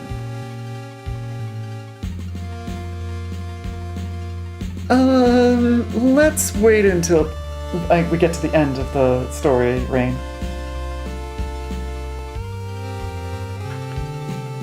Considering that Lieutenant Ranya was at that time supposed to be confined on suspicions of treason, how were they allowed to board a Juno? Hey, we didn't know the lieutenant had gone anywhere until she came running down the hall in the middle of a firefight. She made a jump for it before we could stop her. Kreese tried to grab her, but the lieutenant was gone before we got anywhere near. Surprised the lieutenant didn't just get sucked out into space pulling a crazy stunt like that. And what happened after the lieutenant made her way into space? I mean, I was able to track her and that weird thing after they launched, but they're moving so fast and so close together I couldn't get a good lock on either of them. Lord was ordering me to take them both out, but before I could line anything up, Kreese was out there and Gundog won. Do you know who gave Kreese permission to launch? Hey, no one gave me permission to launch. Do you think I'm just gonna hang around and watch an amateur like Lieutenant Ranya get torn to pieces because she can't pilot worth a damn? No way. Ranya showed some guts and I wasn't gonna let her die after she finally grew a spine. I went out there to give the lieutenant a little bit of help. So, the two of you were able to defeat the enemy craft together. Of course Kreese was able to take it out. What do you think we dragged back into our hangar for you guys? Might be in a few pieces, but those tech nerds love a challenge, right? But the lieutenant didn't return with you. Why not? Because she disappeared, that's why not. She sold out her friend and used them to cover her escape. The lieutenant and Quinn are probably all plotting against us right now. We're not here for speculation, Ms. Lord. We're here for facts. You're confident they disappeared. It wasn't like they just disappeared. More like she got dragged off. I was busy trying to keep the one we'd been fighting up to then under control when another one came out of nowhere. No way the lieutenant could have fought back with her Juno torn apart like that. So whatever that machine was, got a hold of her and took her back where it came from. Nothing I could do. So you maintain that they were dragged off. That's what it looked like, but I think it may have actually been a boson jump. What? A boson jump, Commodore. If you think about how our HFDD works, by warping the space around the ship to allow it to move significant distances, then a boson jump does something similar, but connects two unique points in space, letting a craft move directly from one point to another. All theoretical, of course. The energy requirement alone would... Alright. Thank you, Chief Engineer Cathays. But if you were able to detect indications of a space warp, even if it was non-standard, why did the Gundog not head out in pursuit? I mean, it was just like what happened on the 23rd. There was a big pulse of energy of some kind, and it forced all the systems on the Gundog to shut down. The chief said that if we'd been any closer, everything would have been so badly fried the pulse would have killed us all too. So the ship was immobilized? What did you do then? Guess I was lucky. Holding onto that trash machine must have shielded me or something. Once the lieutenant disappeared into that freaky light show, I dragged the wreckage back to the Gundog. We got the power back online and slunk back here, tail between our legs. Your return to Europa Colony, was this under Ms. Lord's orders?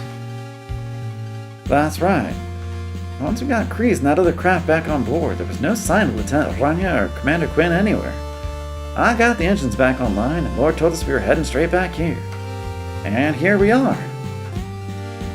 So Ms. Lord was still in control at this point. What about Ms. Barmuse?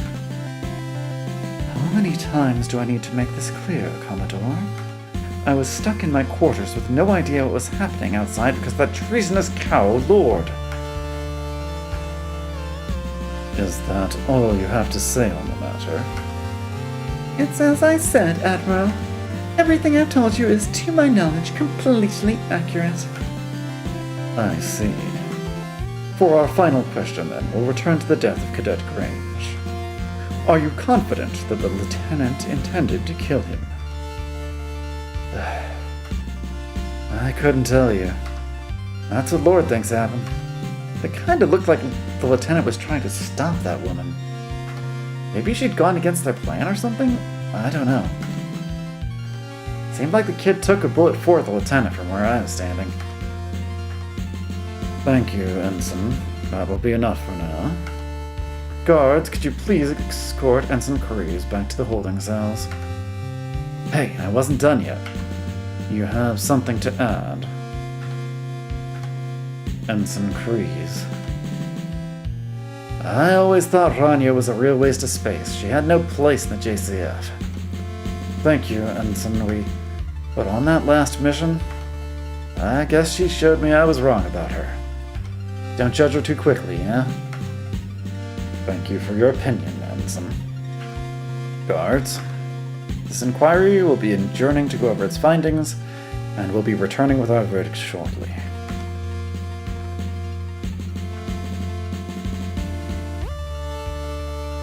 Ms. Lord certainly presents a compelling argument, but I feel like there's something we're not being told. What do you think, Admiral? Losing someone like Cassandra Quinn is a catastrophe. She was only a lieutenant commander, but she's worked on a multitude of different ships, bases, and installations. In terms of her institutional and process knowledge, if she was interrogated, there's no saying just how much the enemy would be able to learn from her. They might already have done that. We've been getting reports of attacks on various frontier outposts with similar patterns to what happened on the Gundog. Loss of power, sudden illness amongst the command structure, attackers appearing out of nowhere. The list of officers we've lost is already too long. Female officers? Captain? Just something I noticed, Admiral. All the officers missing are women. Whatever is going on, we can't let it continue. Those aliens are taking our women.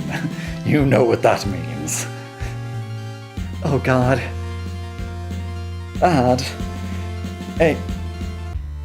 A Duke Nukem Forever reference, really?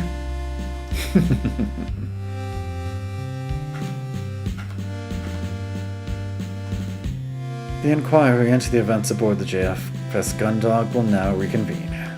Guards, please bring in Ms. Lord. Welcome back, Ms. Lord. Glad to be back, Admiral. We'll be brief. After reviewing the testimonies of you and the crew that served under you, as well as the ship's logs and recordings, we have come to our conclusion regarding your futures within the JCF. Yeah, I think we've got like this kind of Cylon infiltration kind of situation. They manufacture a bunch of these Cassandra Quinns and then distribute them throughout the JCF. They gather intelligence, and then they are gathered back up. Ms. Lord, typically, a mutiny against your commanding officer would result in your execution. But I didn't. All the evidence is... Quiet, please, Ms. Lord. However, we do understand that due to the rapid development and confusing nature of events, it did appear that the crew of the ship could have been involved in a conspiracy. Had that been confirmed as the case, you would have followed the appropriate protocol by removing Captain Bartermuse from command. And given this, the inquiry has decided to be lenient. You will instead be placed under house arrest, pending further investigation. Understood. Thank you, ma'am. There was a ma'am all along. Oh well. With regards to Hanson Kreese, for participating in a mutiny, you should be dishonorably discharged and facing a minimum of 10 years in prison. However, due to your performance in combat and experience with these new enemy machines, you'll be serving as a pilot in a new task force. This role is not negotiable. In addition, you'll be kept under supervision, and your time as part of the task force is in lieu of time served. This will also be the case for Howdy Rundy. Hey, don't see me complaining. As for Chief Engineer Mackenzie Cathays, we are assembling a rapid response task force to handle a recent increase in similar events to those that impacted the JFS Gundog and JFS O'Brien. You are to be transferred to the JFS Sylvestris, where you will act as its Chief Engineer. The Sylvestris will serve as the flagship of the new task force. Unfortunately, you are the sole survivor of the Gundog's engineering department. Due to his death in the line of duty, Cadet Dalton Grange will receive a posthumous 2-rank promotion.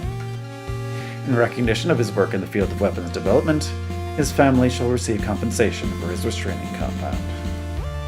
Moving on to Warrant Officer Dylan Dees. We have reviewed a request, and it was decided that it is in the JCF's best interest to give you an honorable discharge from the fleet. Good call, ma'am. Your stipend and freedom are, of course, dependent on you ensuring that you do not disclose any information about what happened. Consider the matter highly classified. Don't worry about that, ma'am. Not planning on thinking about this anytime soon. Finally, Maris Bartolmews. I'm sure you understand the severity of the claims that have been leveled against you, as well as the punishment for losing command of your vessel. However, as our investigation into Ms. Lord's actions is still ongoing, this means that it's necessary for us to fully review the actions you have taken in more detail. Yeah, there's 2 Commodores, an Admiral. I ran out of voices. I'm sorry. This has been an absolute test of my voice acting ability, this final scene, and I didn't entirely rise to the challenge. It's all I can do to maintain all the voices I've done for the entire cast otherwise. So all of the admirals, the entire tribunal, they're all Adoleth's kind of low, serious, official voice. Yeah, literally a military tribunal, yep.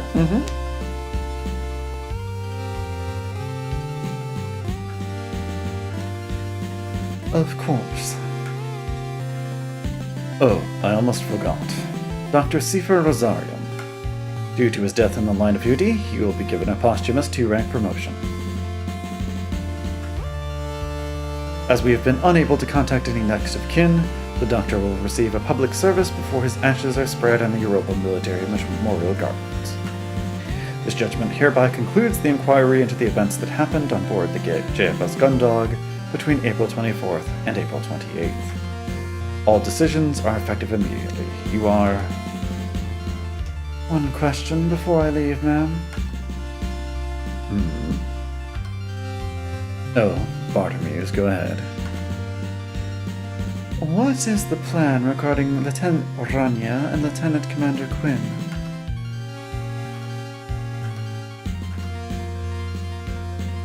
I can assure you, Captain, finding those 2 is a top priority for us. I see. Thank you, Captain. As I was saying... Yeah, we have done a couple of visual novels with several members of the castle, and it is a good time. It was Tavern Talk was the one that was, I think, the most successful as far as rounding up a whole crew. We had 4 people in some of the streams, and more than that, broken up across multiple streams. It was me, it was Many. Kaylin was the one like hosting the streams. It was Kaylin, it was me, Many, Riel. Did Captain Reuben get in on one of those, maybe? Yeah, I think so. There were several people. It was a good time.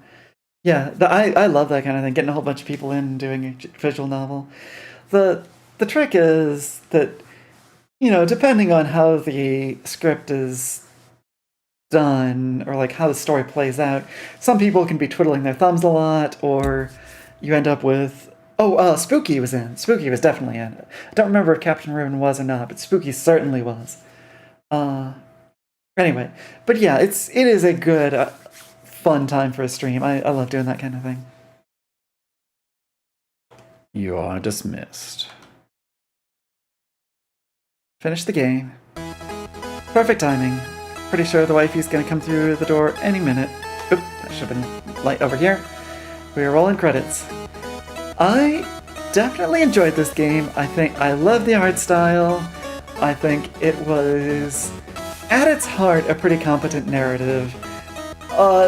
The portrayals of the crew and their thought process, there were a lot of holes. But, I don't know, it being kind of a crew of misfits to begin with, I think that's reasonable. Like, it kind of works for the story they're telling.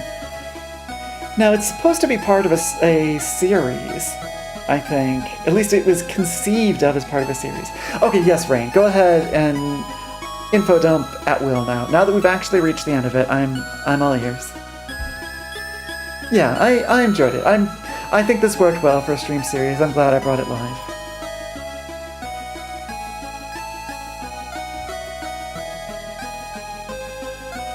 Stories from Saul was never meant to be a standalone title, it's an anthology.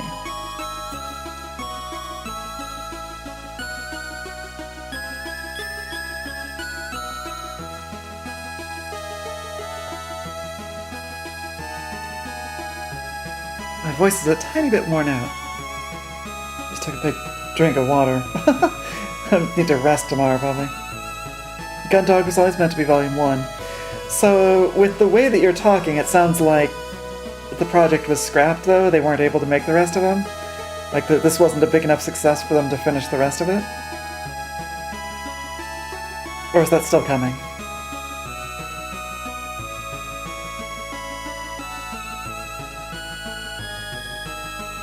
Oh, I see. So, okay. So, the whole anthology was supposed to come at once, but Gundog got an early independent release. Okay, that's kind of cool. So they are maybe still working on the rest of it.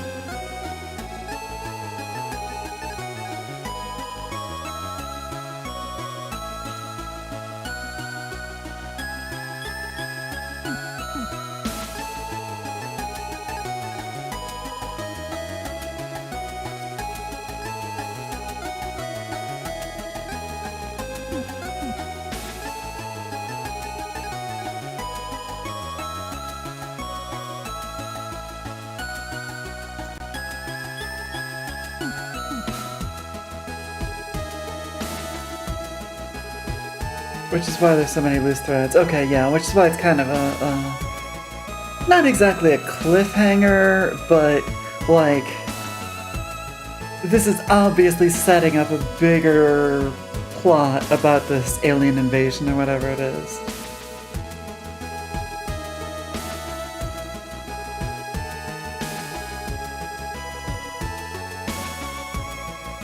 Yeah.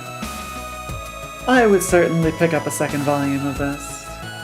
Like, I made fun of the writing a lot, but I enjoyed it plenty, and I would love to see more of what they have in mind for this setting and this plot. But no, yeah, it's not going to be the same protagonist, it's going to be somebody else. I think that no matter what happens in the main story, the protagonist is doomed, and the crew of the Gundog end up on trial. Mother AI, did Earth get a Terminator bad future? Maybe, yeah. Okay, is there any post-credits hints or comments or scenes? Nope, it just bounces back to the main menu. Cool. Alright, well, as I said, it was perfect timing. The wife just got home from work, so I will sign off from here. Oh, you think we play Cassie Clone? That could be cool. So I am going to wind down the stream here, send us over to the outro. Thank you so much, Rain and Rhinocoin, for keeping the chat moving, as ever. You two, the twin pillars of youtube.com/Ranya. I will see you next time. Probably it'll be a morning stream on Sunday, US time, kind of neatly in the afternoon, Rhinocorn time, because it will be neatly middle of the afternoon, Blood Red Tiger time. My hope, fingers crossed, is that I will have him on as a co-host for that one, and do some voices, give some commentary, tell some funny stories, you know, be another presence keeping the stream lively. Until then, my friends, live with honor, and your heart is unassailable. Good night. Don't do anything I wouldn't do.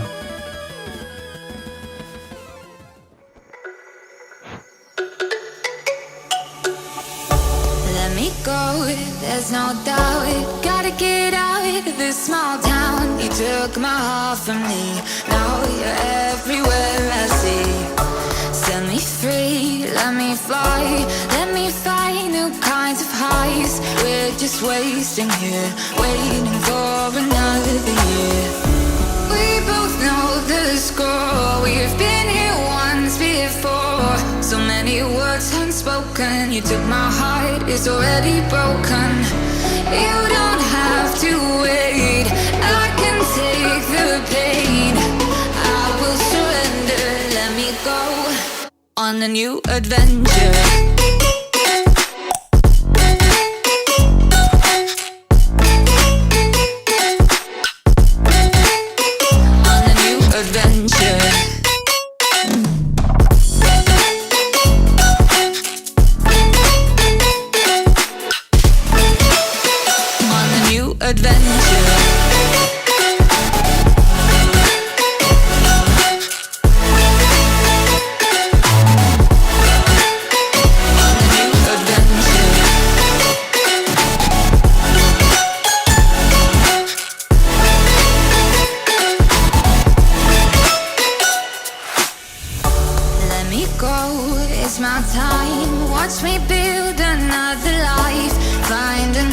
the space, explore the world and find my place.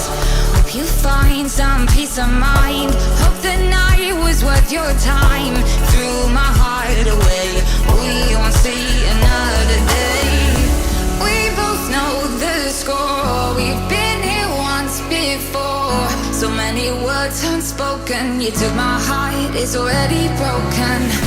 You don't have to wait, I can take the pain. I will surrender, let me go. It's a new adventure.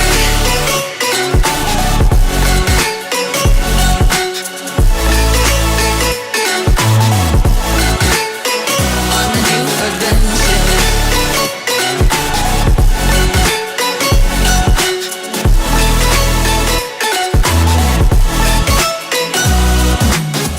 You'll find me dancing on my own. Nowhere to be, nowhere to go. In the rhythm I don't think of you. Don't call me up when you're feeling blue. You'll find me dancing on my own. Nowhere to be, nowhere to go. In the rhythm I don't think of you. Let me go. It's a new adventure.